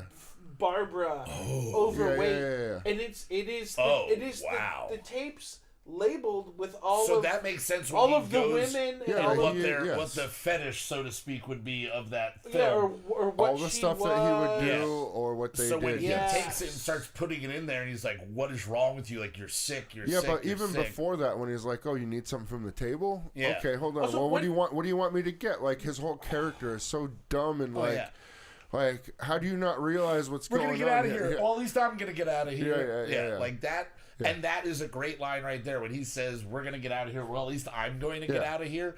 Is continues the douche level of him. And it gives a little bit of foreshadowing for about 10 minutes into the future from now. Yep. So she runs to the cops, talks to the cops. Before the cops come back. That's when the homeless guy. No, Frank. While he's still talking to Frank, because we have to stop. That Frank, he brings Frank the dresser. Yeah. Because and Frank grabs Frank pulls a gun out of the dresser and he kills himself. Yes, right then. Now, because he's also berating him at that point. He's like, "I'm going to tell everybody what you did. You're going to burn for this." To that's me, what he's screaming at him. Like, I understand that we want the monster to kill Justin Long's character. That Frank killing himself was sort of it was a little bit of a letdown. A letdown in terms of like. I mean, he was dead. Well, he was. I know, dead. But like he went through all this and built this dungeon and did all of this wild stuff just to be confronted by Justin Long. First guy that confronts him and kills himself. First guy that says him, he's like, "Oh, you're right. I did mess up." Here's the thing: when the homeless guy was warning her. Or when she gets outside and is like, "Yo, we need to go back down there," and he's like, "Yo, she's not even the bad thing down there."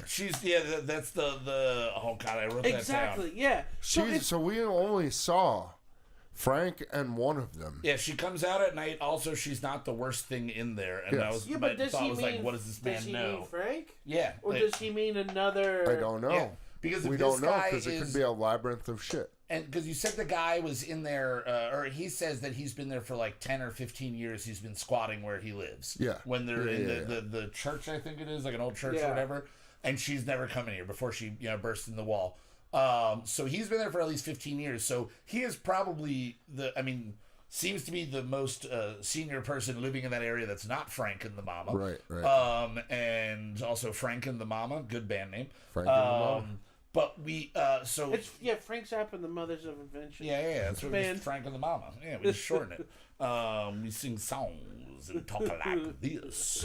I thought it was a man, but it was a muffin. Oh. You ever see a penguin in a tuxedo? He said something like that in some song. It's just like, what are you talking about, Zappa? But yeah, so to go back to when you get to the cops, all right? So she doesn't believe the cops, or the cops don't believe her. Well, because she looks like a homeless person. She looks like a crazy person in a bad part of town. And she's talking about some crazy thing that's going on in a dungeon in a house down the road. And again, that fits right into and the cops are leaving right as it's about to get dark, right? Well, they get called on something. They get called on something, but it's set perfectly as they get called on a shots fired. Yeah, shots fired. Which obviously you leave the crazy person on the side of the road for shots fired. Right. There are two cops. There's a black cop and a white cop. The white cop doesn't say anything really in that scene. No. And he looks like Terminator 2 level, like fake. Like he looks dead and just kind of like almost like they live, like something. Well, something is consuming him. Imagine being a cop in Detroit. In Detroit, yeah, and especially getting called to the bad part of town, and you're looking at your 80th, homeless person this week, going off on coming up with some crazy story. Which just that in itself, in that moment, is a little bit of subtext, for like how bad the area has gotten without like it being a racial thing. Just like no, it's been neglected now, and the city has let it come into disarray to the point where an actual honest woman trying to report something isn't going to get believed because of how many bogus things or random things get thrown at them throughout. So I can't blame the cops for leaving in that moment. Also, the movie wouldn't be as good if the cops... maybe it would have been hilarious. Watching the cops breastfeed would have been kind of funny. It's still in uniform. Mama likes a boy with a badge. So then after this, that's when she breaks out of the window. Where she breaks out of the window, yeah. And they say the only crime that we see committed is that you broke their window. Yeah. So then Tess breaks back in the house to get her keys. Yes, because her keys are still in the room. Yes. Yep. So she breaks in, gets the keys, gets in the car, and that's when the mother. It starts to get dark, and she comes out of the window. Yep. And then she does the drive into her. and is the monster dead? Of course it's not dead moment. But you're like, well, okay. You don't know that because she goes and gets Justin Long. But in most horror movies, this is okay, when you come back, it's not going to be there anymore, and it's gone, right? And it falls into that one trope, but it does it well because, again, you've been subverting my expectations. You're going to throw one trope like that out there, that's a good one to go with. Yep. And again, the mother has Spider-Man level ability to maneuver and stuff. There's the one scene where she drops down onto the ground. Yeah. And it's that leg out to the side, Black Widow stance almost. Yeah. And then her getting out of the window. And also, just quick, to when the window is first broken and Tess gets out, the shot of the mother walking away, yes. and, in sight, if the cops had just seen it, there's obviously something else in there. when she kind of went up into the window, arms out, yeah. That was that could have also been a great, a poster, Oh there. For sure. But yeah, so when that would have ruined a bit though. So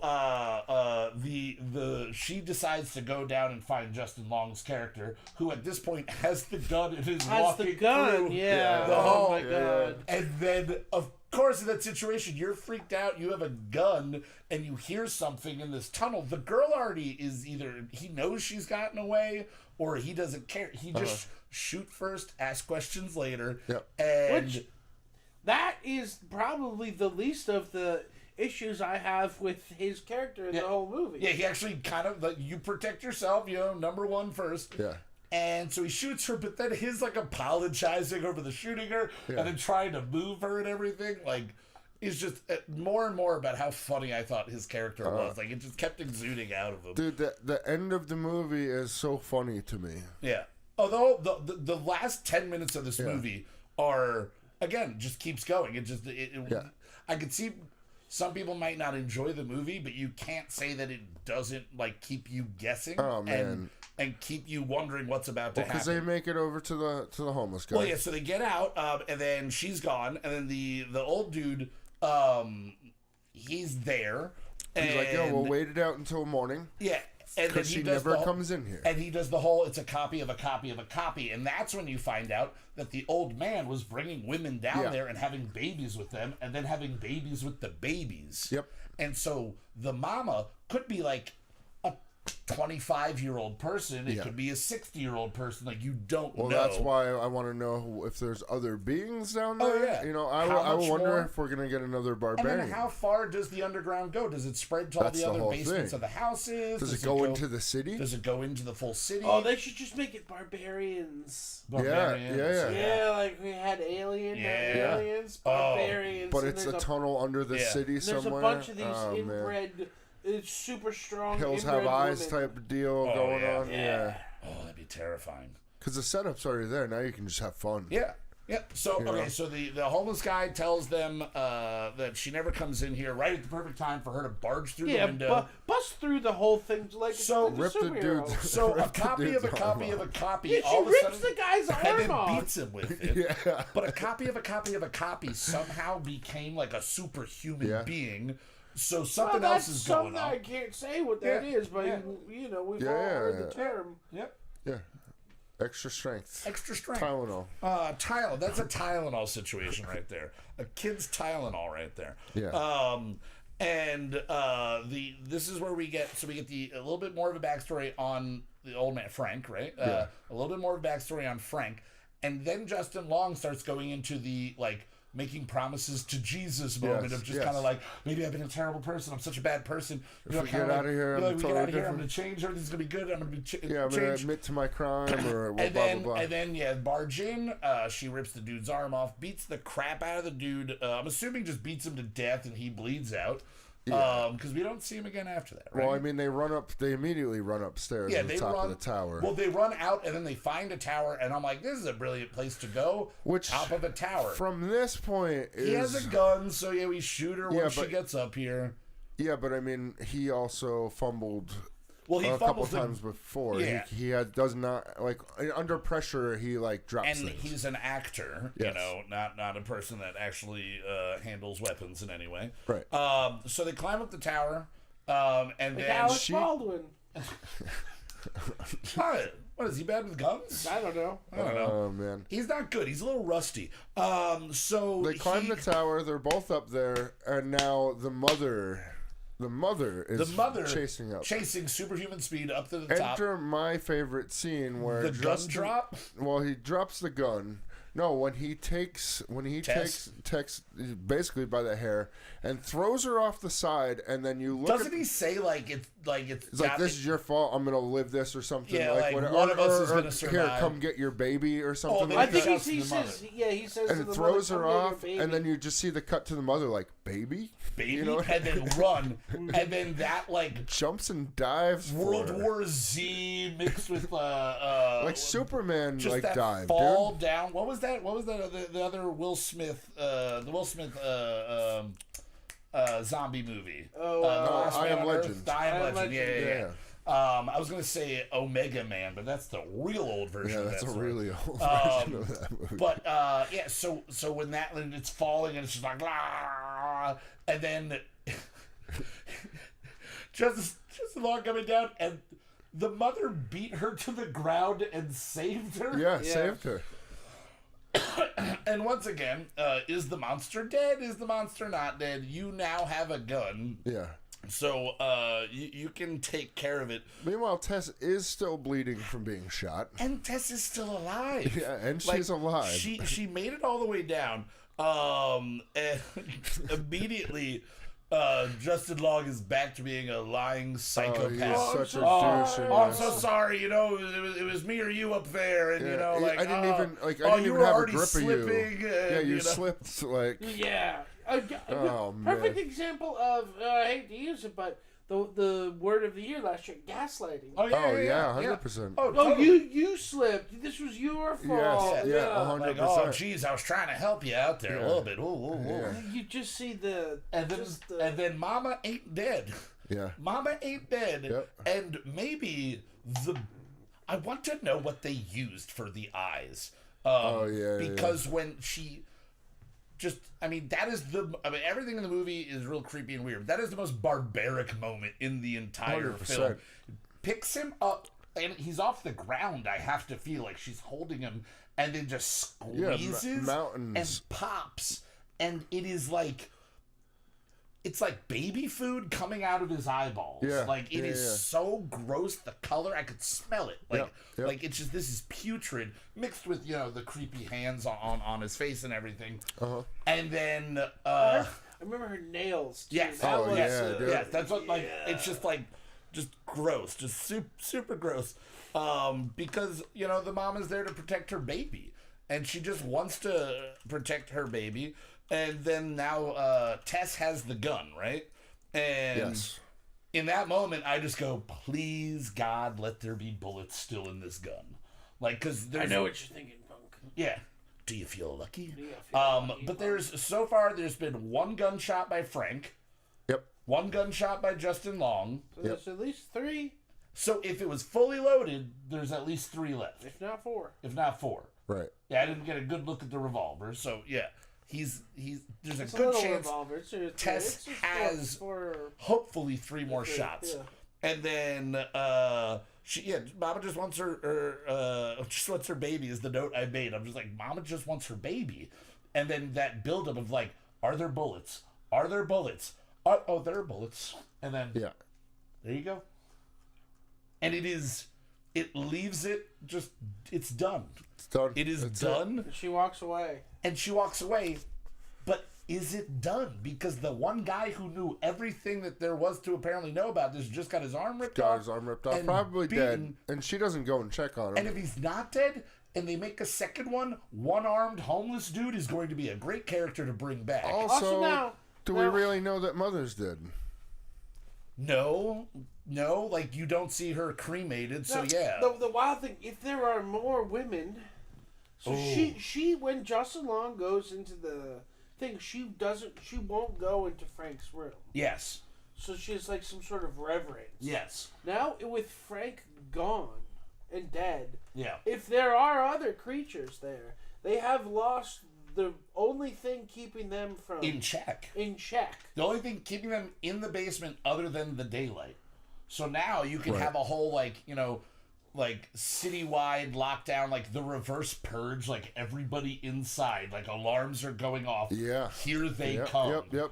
And then just barbarians on the street. Well,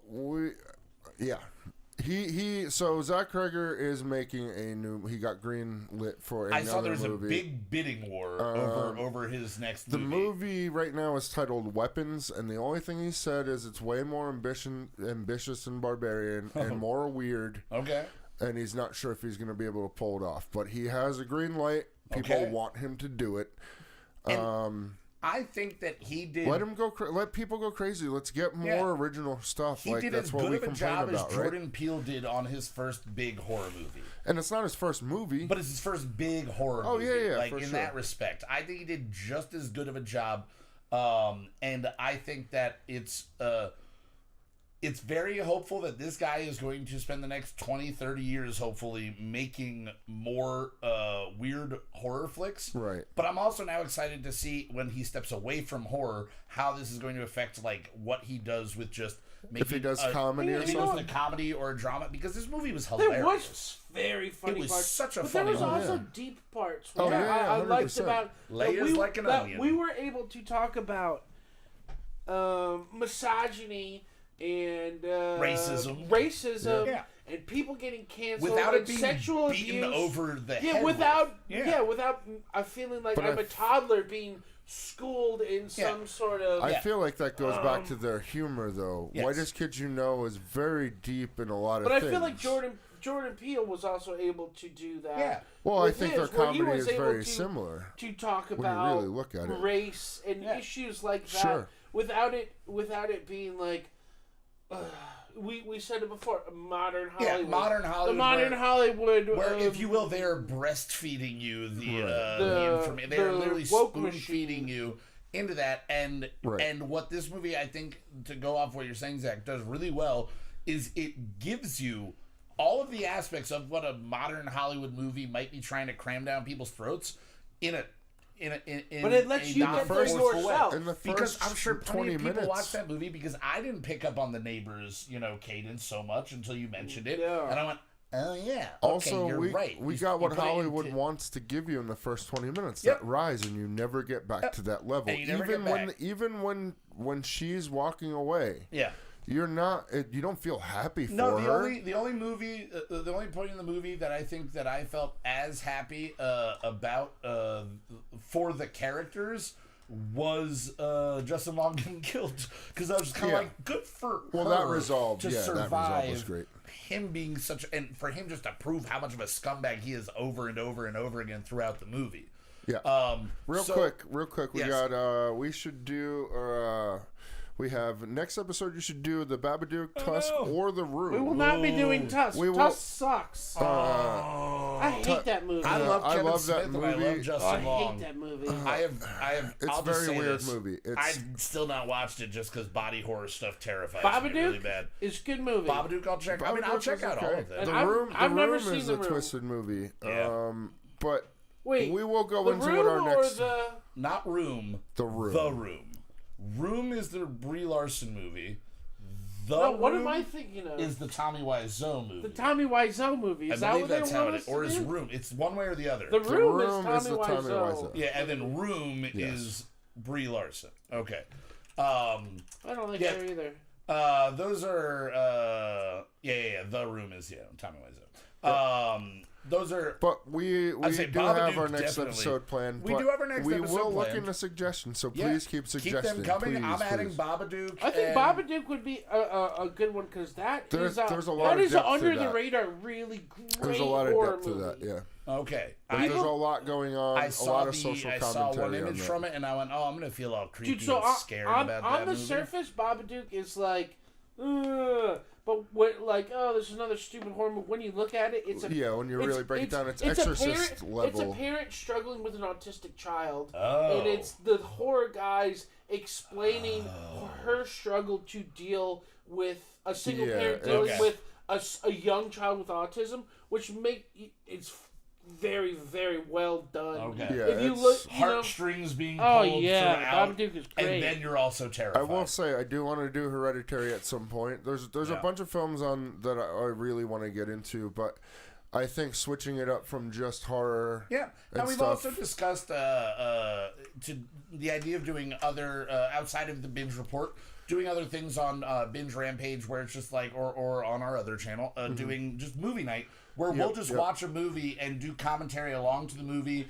And then we'll just tell you when we are starting it, so you can watch along. Sync it up and kind we of can like watch the Riff together. Tracks way, but we're not going to be, writing a bunch of pre-done jokes on it. Yeah, we'll just but be just getting natural real-time, reaction. natural You've been like, reaction. you get any off-the-cuff jokes on this show?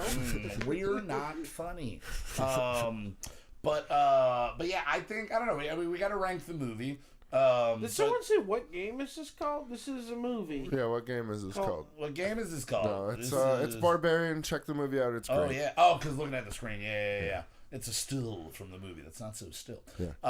So let's give it a ranking. What did we do? Out of 100 last time? Did we stick with 100 or did we go 1 to 10? We should stick out of 100. Out of 100. I forgot what we did, but that's how we we always did done out of things. 100. Remember? Yeah, we'll say it was out of 100. So Justin, Well, I'm Barbarian. classifying. I don't know if this is technically classed as a horror comedy, but I'm going to class it as a horror comedy. It's in the vein of Cabin Fever to me, which I love. Feast. I mean, it's not as slapstick sometimes, but it definitely has those moments. I understand that horror needs stuff to break and have tension. That's like an absurdist quality, the way that Whitest Kids You Know did. Yes. Yeah, but I mean, at the end of the movie, I still was chuckling. You know what I mean? Like there were scenes where I was just like, "Oh my god, that was ridiculous." You know what I mean?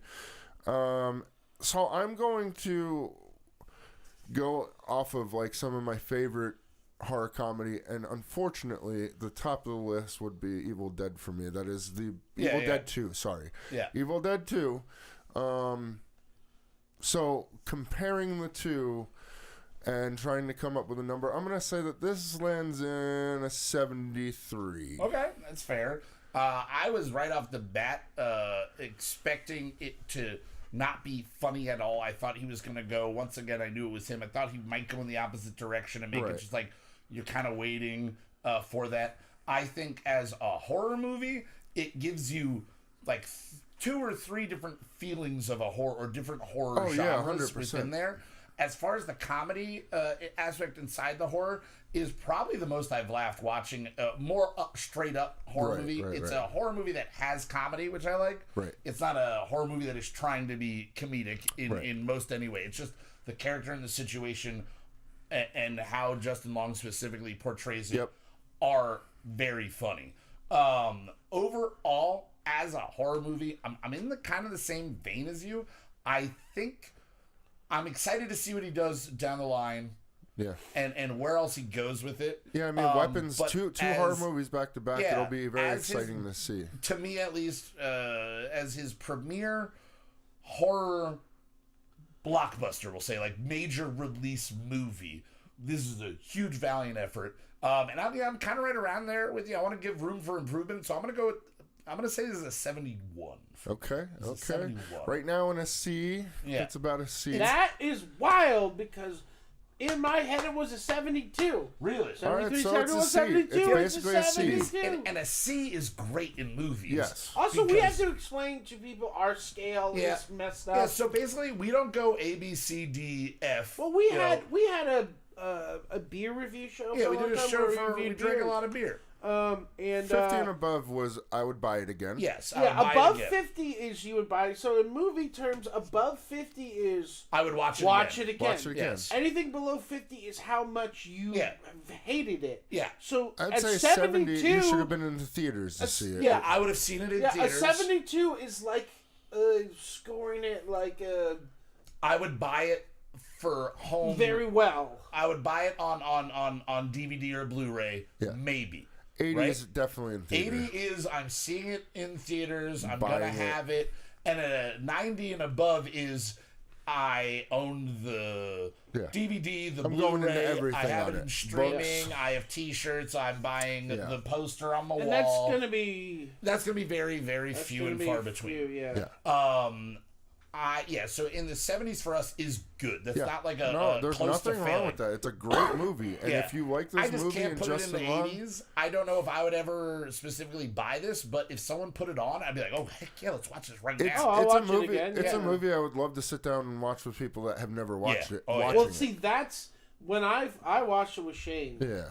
And watching it with them was they were more excited than I was to see it to watch me watch it. Yeah. Just watching me watch it. I was supposed to watch it with our friend Jen, and Jen was very annoyed that I had watched it without them. And now I get why. After finishing, I was like, it would have been really good for you to have been there being like, ooh. I should have stayed and watched it with you. Yeah. I should have stayed, but we ended up talking for a while. I can't wait to watch someone watch this. Yeah. It's definitely, and I mean, I would say a 71 to 73 is a definitely would recommend. Say, what did we go? 71, 2, and 3? Yeah. So we're at 72 here. 72 you know is the average. Like, it is 100% recommended by us. Go check out this movie. Watch the movie. Show if it you to like people. that movie, check out. Make it like how The Room was. Make it a movie you just start showing to people. Go, oh, have you watched Barbarian yet? Because that's where I think it'll grow. Yeah. And then the more he puts out, the more Krieger puts out over. I'm sorry, Krager's. More Craigsies puts out over there. Yes. Zachy Krieg. It's like Krieger though. Yeah. Krieger, Krieg. Yeah, who knows? Kriegs. Carol Kriegs. Gregory Zegger. Is it the kid in the fourth Harry Potter movie? Yes, Gregory Zegger. Yes.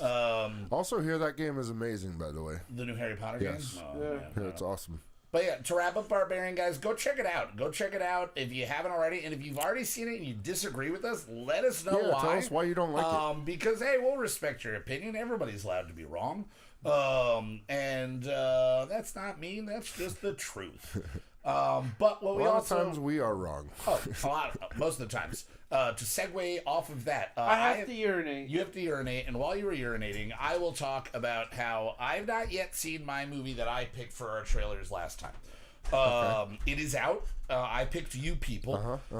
And so far, the reviews for that movie are god-awful. Like, everything that I was expecting it to be is apparently there and wasted. Like, just the cast, the writing talent... Again, I have not watched it yet. I tend to not really use Netflix very often. I'll check it out once in a while. Right. But I have not signed back up to watch this one specifically. And everything I'm hearing about it is saying it is just painfully bad.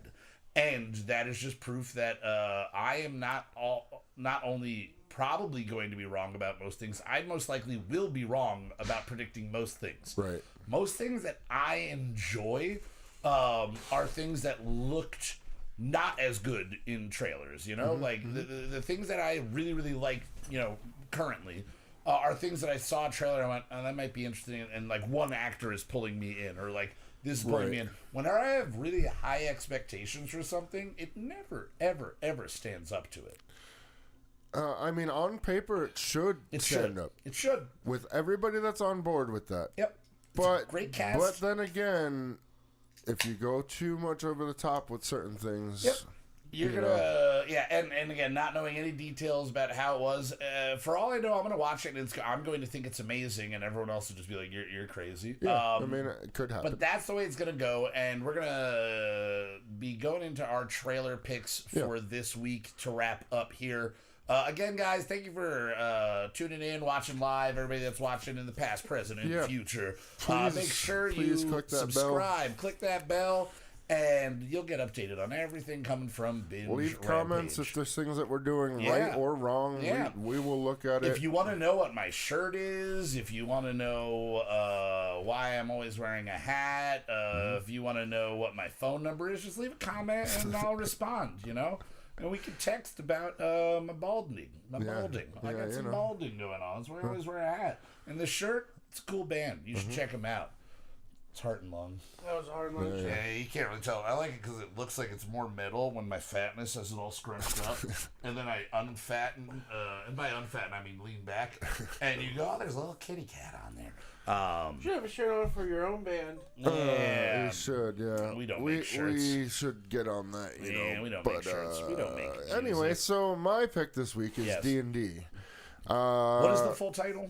Dungeons and Dragons Honor Among Thieves. Honor Among Thieves. D&D HAT. Oh, man. D&D. Let me put on my D&D hat. Oh, his hat. D&D hat. D&D hat. Oh, I want to get a D&D hat for D&D HAT. Yeah. Oh, let's make them. We'll make them. We'll get sued, but let's make them. Yeah, I don't know. The movie looks amazing. To me, yes. It embodies pretty much anything. If you've ever played D&D or any RPG or any fantasy game, it looks like it's encompassing all of that. The trailers have been pretty long.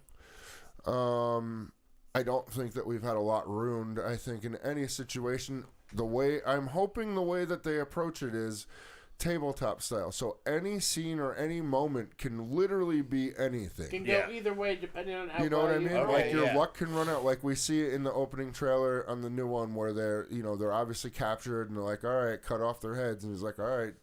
And then somebody rolls their D20 and D20 finds out and whether or starts not beating the crap out of him while he's trying to, just obviously not rolling correctly and cannot get his chains off. We've literally been in those situations. Oh yeah. I live in those situations in D&D. I'm going to try to shoot him. It failed. I'm going to try to shoot him again. I'm going to try to jump up on top of him and stab him in the back. But you would get the acrobatic rolls. Yeah, but remember when you couldn't get the rope untied from you? Yeah. And I'm just hanging and swinging. Yeah. That was. I've done some bad moves. Or on you D&D. would do some backflips and then couldn't stab the person. Yeah. You know what I mean? I could do a full backflip, somersault. Catch a knife in the air and then whiff. And then I say something really cool. Yeah. And then roll one. Shoot. Well, and it looks comedic. Yeah. Which all of my favorite current D&D it shouldn't are. be serious. To me, it shouldn't be serious. Even It should be Critical fun. Role is hilarious at certain times. Yeah. Oh yeah. Well, it's a game that is supposed to be played amongst your friends and be a creative outlet. So the movie better feel like that. And the trailer cast-wise, looks that to me. The trailer looks like that. And again, cast-wise, you got Chris Pine, Regé-Jean Page, who is big. He's like one of the sexiest men alive type of guys right now. And then Michelle Rodriguez, Hugh Grant. Hugh Grant, I love this turn of Hugh Grant. Yeah. Just only being bad guys anymore. Yeah. Like he went through the phase That's where great. it was if Hugh Grant was a movie, he was having sex with the hottest girl in the movie. Yep. And now, when you see Hugh Grant, you're like, Well, what was he's the bad guy. The Gentleman, he just plays like a scumbag. Yeah. Like he yeah. plays like just a real wimpy When character. when I was young, I didn't like Hugh Grant. Now I love. And he has that wonderful little 2-second role in Glass Onion. If you didn't see that, he's got a little. I still cameo. have to see that. I do have to see that. But the coolest thing about this movie to me, we looked it up after we watched the trailer earlier, is that it is going to be written and directed by John Francis Daly and Jonathan Goldstein. They're behind a bunch of movies, including Game Night, which is the perfect lead-in for this movie because that 100%. movie plays like a game night. It is shot like like a board game. Like they're all those the exterior shots of like a real location. I feel like that's a missed movie for people. Go watch Game Night. Game Night if you've not seen it, very watch well that done. movie. And if you don't know John Francis Daly, he is the kid from Freaks and Geeks. He's Weir in Freaks and Geeks. He is the main kid in Waiting, who is like being trained throughout the episode. Yeah, where he has basically one line in the whole movie. Yep. And that great line at the end where he just like blows up on. I think is that his only line up until that point? He has a couple little little things, but then they just like but any he has trainee, the Silent Bob moment at the end. Yeah, exactly. But they've been behind a lot of really cool, really big movies in the last few years. Oh God, I had the list up here for a second. But John Francis Daly is probably my favorite success story. Like he's somebody right about our age. He was on Bones for years. And then, they did the screenplays for all the Spider-Man movies. All the more recent Spider-Man movies. Yeah. Okay. So D&D is in the hand of Spider-Man No Way Home. Like it's in their hands. So I am totally all right with this. And Chris Pine, mean in the hands of wizards. Hands of wizards. He also did the reboot of like Vacation with Ed Helms. Great movie. Like everything Also he's great done, movie. done a lot of I writing have no and acting problem with with like that Drunk Vacation History. But yeah, I think that those two guys. Drunk History? Yeah, he was part of Drunk History as well. And I think those guys, they figured out their niche and they're executing on all levels. Do you have a release date for when the D&D is dropping? March 10th, right? 13th. March the 13th. Okay. I think it was March. So just about a month away on that. And yeah, I mean, I'm stoked. That is one that I don't know if I'll see it in theaters, but I'll March definitely 31st. March 31st. 31st. Okay. Either way, that's the type of movie where I would like to go. I would like to see that in theaters. I would like to get a bunch of If our a bunch of nerdy people are friends. going, I'll go. If not, I'll just Yo, watch we it on should big go TV. dressed up. Oh, Yo, okay. Did Yeah. you could see what they have you, here me, for the for under cast? They do have it listed as, we obviously know Chris Pine's a bard, Yes. Right. but Michelle Rodriguez is playing a barbarian. Okay, that makes sense. Ooh, nice. Justice Smith is the sorcerer, and Jean Regé. yeah, is a paladin. Oh. No clerics, unfortunately, but paladins Okay. as close as we're getting. Well, hey, there Hey. could be one in there. There We could don't be. know. We might not Yeah. get- But yeah, the main But not part of their adventuring party. cast, Yeah. But I think it would be Which great. is weird that there's no rogue and it's honor. There's among gonna be a rogue. thieves. Yeah, There's there's 100% gonna be a gotta rogue. They're Yeah, not it's gonna be- dropping there's all gonna the be a details buried on character. this. There's going to be a buried character in there somewhere. There's a where lot of things I feel like they Yeah. haven't shown, Yeah. but I feel like it would be. This is the type of movie that you would get a bunch of your friends that you would normally either play Magic, D&D, or whatever together, get them in the theater, Get your nerds. and just Get your nerds. watch, Get just your watch. nerds rope. Yeah. Because I have a feeling that there's going to be a lot of relatable moments within the storytelling of Where one this. person's pulling all of the weight and Where another person you- just is yes. inexplicably failing. 100%. Oh And no, if they Hugh can- Grant is the rogue. Oh, okay. That's why it's honor among thieves. There you All go. right. Heck yeah. Yeah. All right. Well, I think I'm super stoked on that. And And Sophia. Well, I don't know how to say her name. Lillis. Lillis. Lillis from It Uh-huh. is gonna play a tiefling druid. Oh. You know, tieflings have the horns. Yeah, the horns. Yeah. Yeah. And a druid's wild shape into creatures. That'll Okay. be fun. That'll be good. All right, I'm Yeah. down. No, I'm definitely I down. can't wait. And if we want to put a party together to go see the movie, Let's go do see it. in Let's theaters. do it. Adventuring party together. Yeah. All right, now Let's do the my choice, which is also Zach's choice, is the trailer, the recently Sophie's dropped trailer choice. for the new TV series History of the World Part 2. Two. Right. Now, if you don't know, History of the World Part 1 came Because back it came out in 81. 1981. It is Mel Brooks. It's hard to say it's one of his finest because all of his works up No, until I like believe Love it's Sucks one of is his- one of his finest. I think It is one of his. I think it's right there with Young I think it's Frankenstein, Blazing third. I Saddles. think it's his fourth best movie. Okay. That's pushing it. What do you put above it? Robin Hood? Spaceballs? No. All right. So 100% Frankenstein. Son of Frankenstein. Young or Frankenstein. Young Young Frankenstein. Frankenstein. Yes. 100%. Blazing Blazing Saddles. Saddles. Yeah. Spaceballs. Spaceballs? Yes. Okay. Is up there for See, me. I put the producers and Producers? Robin Hood Men in Tights. Robin and Hood that's why- Men in Tights. That's Yes. at least 5 ahead of History of the World. Yeah, but History of the World is still one of his top 2 movies somehow. Like, it doesn't make sense, but Well, all It of has his to be. It movies has to are be good. There's four. just a Men lot in of Tights is after quotable- that. Yes. And because... You think Men in No, no, Tights okay, is okay. worse than... Oh, this is a good debate. Yeah. I'm not saying worse. I'm saying important. Oh. I'm That's a saying. different- I'm that's a different saying. listing. What's that? That's a different listing, yeah. I would say Blazing Saddles is his definitely most Yes, important movie. 100%. And then after that, I would say... Robin Hood Men in Tights. I don't know if it's the most important movie. The biggest thing it does in that movie is make fun of Kevin Costner for, like, importance. That's... I like the Kevin Costner No, I think movie. I think that movie holds more importance because of how well known that story is. Yes. You know what I'm saying? But you could give it to Spaceballs then for the same reason now. Yeah, because but Star Wars... Spaceballs. Yeah, but but there is Spaceballs no is more Shrek without slapstick. Men in Tights. That is true. That is Yeah, true. and Spaceballs is a mockery of Star Wars. So yeah. I mean, it's important, and I love He that wasn't movie. the first person to make fun of Star Wars, nor the last. But No. I think no. But he was the best. Yes, 100%. Yeah. I mean, Pizza Hut is All right. probably one of the best So characters we've ever established created. just in this little diatribe right here that it is hard to pick what the best movie of his is. It's easy to pick Yeah. the worst one, which is Love Sucks. It's just not a good movie. What was the one I don't with even remember watch Love it. Sucks. what was the one, the Hitchcockian, the one where they're High Tension? High Tension? Okay, that one's also not that great. And then It's a good movie. Forgotten not great. but still good is Dracula Dead and Loving It him? Yeah. Yes, that's that movie it. is That's that Forgotten, movie is Forgotten, so good. but very good. Oh my god! If So, you've never seen Dracula History Dead of and the Loving World It, Part watch it. 1 is amazing. We know that. Mel Brooks is like 96 years old at this point. like 196 and years yeah, he old. looks about it. He is. Oh no, he's about 97 this year. He'll be Although he does 97 look in better than June. I pictured in my head. Yeah, no, definitely. I pictured him dead. So Fair enough. this And Loving It? he was going to be dead and loving it. This is not a movie. This is a TV show. It's Yes. going to be 8 parts that are going to be released starting March 6th. 2 parts a day for. Why not just make 4 one days. long episode? I don't I don't know. that. I don't know why. To pad it out? What he did It's for 4 this nights? movie, it's 4 It's 8 episodes over 4 nights. days. Like So whatever he's doing time. 2 releases.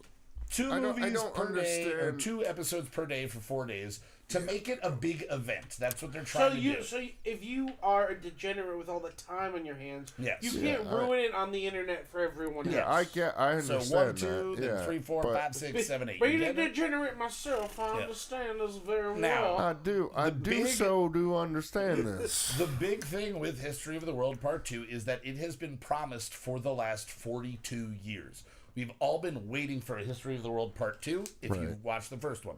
But that's sort of the joke. That is the joke. So, for this to be good, there's a lot going against it. And being someone that is very hopeful about this, I know it is an uphill battle from the start. First of all, Mel Brooks, 97 years old. So he is not hands-on with every aspect of this. He chose As much as they say to, he is, I don't believe it. I don't believe it is. There's a guy named David Stassen that is credited right now as one of the only other writer next to Mel Brooks. Well, and But- then the big... And then the big one is Nick Kroll is the showrunner. He is the one that is in charge of the show to get it done, to get it written, to get it out. The cast is absurd. I mean, You've got Johnny Knoxville. You've got David Duchovny, Zazie Beetz, Seth Rogen, Pamela Adlon from the Louis series, Tyler James Williams, Danny DeVito, Kumail Nanjiani, Richard Kind, The Jack cast is McBrayer, insane. Sarah Silverman. It just keeps going Jack on and Black. on and on. Josh Gad. Jack Black as Stalin. Like, it's literally going to be Waititi. Taika Waititi. Taika yeah, Waititi. As Sigmund Freud. as Sigmund Freud. Yes. All of the gags in the trailer look like we are in for Wanda a Sykes. treat. Wanda Sykes. Wanda Sykes, yeah. Like, Well, it's they- the first person you're It's the first introduced person you see. And it all sets it up like any good trailer to show you funny parts. Maybe, hopefully not the best parts, but it's setting it up to be funny parts. And watching the trailer, it gets a chuckle out of me. Oh, and, yeah. and it gets a chuckle I was out of, I laughing. think, most people watching it. They're just straight up making Jesus black. That is a very Mel Brooks approach to it. They are just going to be ripping apart people, and the way it probably will play out, like the movie, it'll just be in segments, and you won't necessarily get the whole story all at once in one episode about one character, unless they totally veer away and do a whole episode about one thing, which I think they ruins. would be smart to break it up. Yeah, you gotta break it up. 100%. And breaking not the fourth wall, but the wall between times, and allowing for the goofiness. You have to have the Well, they're standard going Mel to, Brooks. they're doing the future too. Did you see? Yeah. There's a brief flash of Jews in space. Yes, exactly. It needs to hold on to the classic Mel Brooks touch. Yeah. It does not look like that. I No, agree that when it we were doesn't look talking, like it it. looks like drunk history to me. Which is one of the producers is Yes. from Drunk History. Yeah, and I'm not Yes. saying that it's going to be bad, but it's always there's that skeptical thing. When we were talking about it earlier, I said that you can tell a Mel Brooks movie Yes. the moment it starts. It has a certain look and feel to And it. this has a post Judd Apatow. Yeah, modern overly Hollywood production, very crisp and Yes. you know. And in the Apatow way, everybody seems to be able to play a little bit more than maybe they would have been able to under Mel Brooks's direction. Right. So the humor could go off. I was mentioning this earlier, how Taika Waititi is also remaking Time Bandits as a series, and that he was getting flack from Terry Gilliam for changing the style of the humor, and it doesn't ring true to the other one. So there are a lot of things that could go against it, but I think the power of how good the comedians that they've cast in this are has enough potential to overcome some of the hurdles there. Right. The only thing I'm worried about... I am so happy to see it finally come to the screen, no matter what it is. And I am going to throw all of my caution to the wind on this and go in hoping that this is just geniusly fun. I'm going to go in exactly that same way. Yeah. I'm going to hope that it's going to just make Blow me me out of the laugh, water. take me out of reality for a little bit and make me just laugh my ass off. Yeah. Now, what were you going to say, Zach? Because I have a closing question for both of you. Well, first of all, not a big Nick Kroll fan. Nick you Kroll, don't like Fair enough, yeah. I don't know why. Nothing personally against the guy. I just see Nick Kroll. Sometimes there's that person that you can't gives me handle. the willies. Yeah. Yeah, fair enough. Not to say that he hasn't been in things that I have found genuinely hilarious. And you love Get Him to the Greek. Get Him the Greek Yeah. is a great That movie. is a movie great is role. hilarious. Yeah. Dude. But there's some Nick Kroll, like, what's the animated show? Oh, Kroll Show, or not Kroll Show, the Big Mouth. I can't Yeah. even look at I'm it. not It- a fan. I'm it not a makes fan me of that either, feel dude. I'm not a fan of that disgusting. either. I can't watch that. It is an awkward show. It is So, an awkward it's show. just- when Nick Kroll's on, I'm happy. When Nick Kroll gets too into this whacked out sort of hyper-sexualized thing, I get, and I'm not a prude. I don't feel like it's a prude thing, but it's just like a, come on, did we need all this like unnecessary? Try harder. And that's the only thing I'm worried about is, you know how we talked about Barbarian, how we could talk about race and misogyny and sexual abuse and all that stuff without being beaten over the head with what the modern the modern course of movies that want to teach you a lesson is. It's bad to do this. But, like, we know. That's why we need Mel Brooks. I know racism is bad. But that's why we need somebody like him. him. Can we have an old Mel Brooks movie? We need somebody to push those envelopes, whether it's Mel Brooks or somebody. He did that in a way that was beyond him. That was not. It was not oversimplified. It was a nuanced way. Oh yeah. Jordan Peele's doing it. There's a couple people that are talking about issues in a nuanced way where it's still exciting. It's still interesting. And I'm still getting something from it. Night of the Living Dead and all those movies are so good because he talks. It's an underlying thing about modern socialization. And the reason why that you're talking about that new Jonah Hill movie maybe flopping is because it's going too hard. So upfront. Yeah. It's so beat over the head with I get it. Like, we know that racism is bad. Like, give me a story that says just be that. Stupid with it. We know where you're going with it. Yeah, we know what you're doing. Not the We're most not blunt, upfront, kick you in the teeth way. Like, we all know, I would hope we all know. You know what I mean? It's wrong to sexually abuse someone. You know what I mean? Like, of course. Give it to me in an interesting way. Make me think. And because this is so big, and I'm it's gonna on make you guys- Hulu, and it's streaming, and there's all these celebrities, I just worry that it's going to be so mainstreamified for normal dumb people that I'm not going to enjoy it the way I enjoy older Mel Brooks. I hope you are wrong. I hope I'm wrong. I really hope I'm wrong. Yes. And I'm going to make you guys think right now. Make me think. I want your opinion. Make me think, Daddy. Yes. All right, this is going to be the ending of the show because we're now we're almost 2 hours in, guys. This is a shorter version. So, Life of Brian or History of the World Part 1? Life of Brian. Life of Brian. Life of Brian, hands down. Life of Brian, baby. All right. Okay, cool. Yeah, because you always look on the...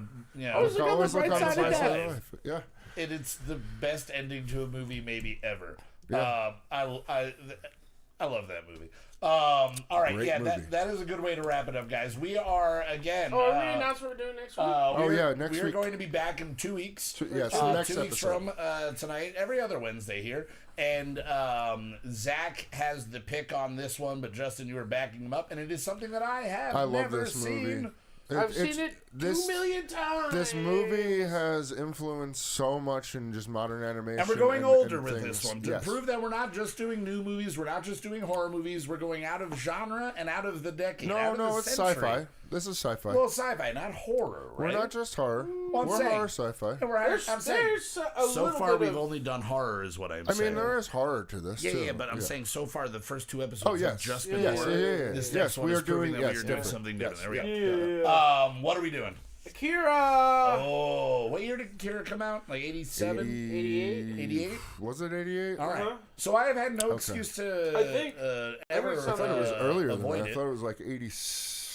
It could be. It's been out the majority of my life. I should have seen it at some point, but I have always it's been... 88. 88? I have always Sure, I know what I'm talking about. slightly, not against, but just I've been... I would always choose something else instead of something anime. I think you're really going to just enjoy this story. And I'm excited to check it out. You guys have been selling it for me. Justin bought a new TV, and I bought it on Blu-ray just so we can enjoy it with I honestly cannot wait to see it on 4K, Blu-ray, on 4K. This is going to be a fun experience. Oh, I'm excited for it, and I hope all of you listening now and in the future come back in 2 weeks' time and check us out as we are going to be discussing Akira and what other new trailers and new happenings in the world of entertainment. We're discussing how the Eagles win the Super Bowl. Yes, we'll be discussing the Eagles winning the Super Bowl. Go Birds. Go Birds. I'm not watching anything this weekend but that. Yeah, just that. And make sure, again, you guys hit the bell, hit Thank you, everybody, for share to your joining friends. us. If you Thank you enjoyed for the this, likes. let us know. Let us know if there's anything you want us to cover or talk about in the future. If there's something we're missing, something that you really want to hear us discuss,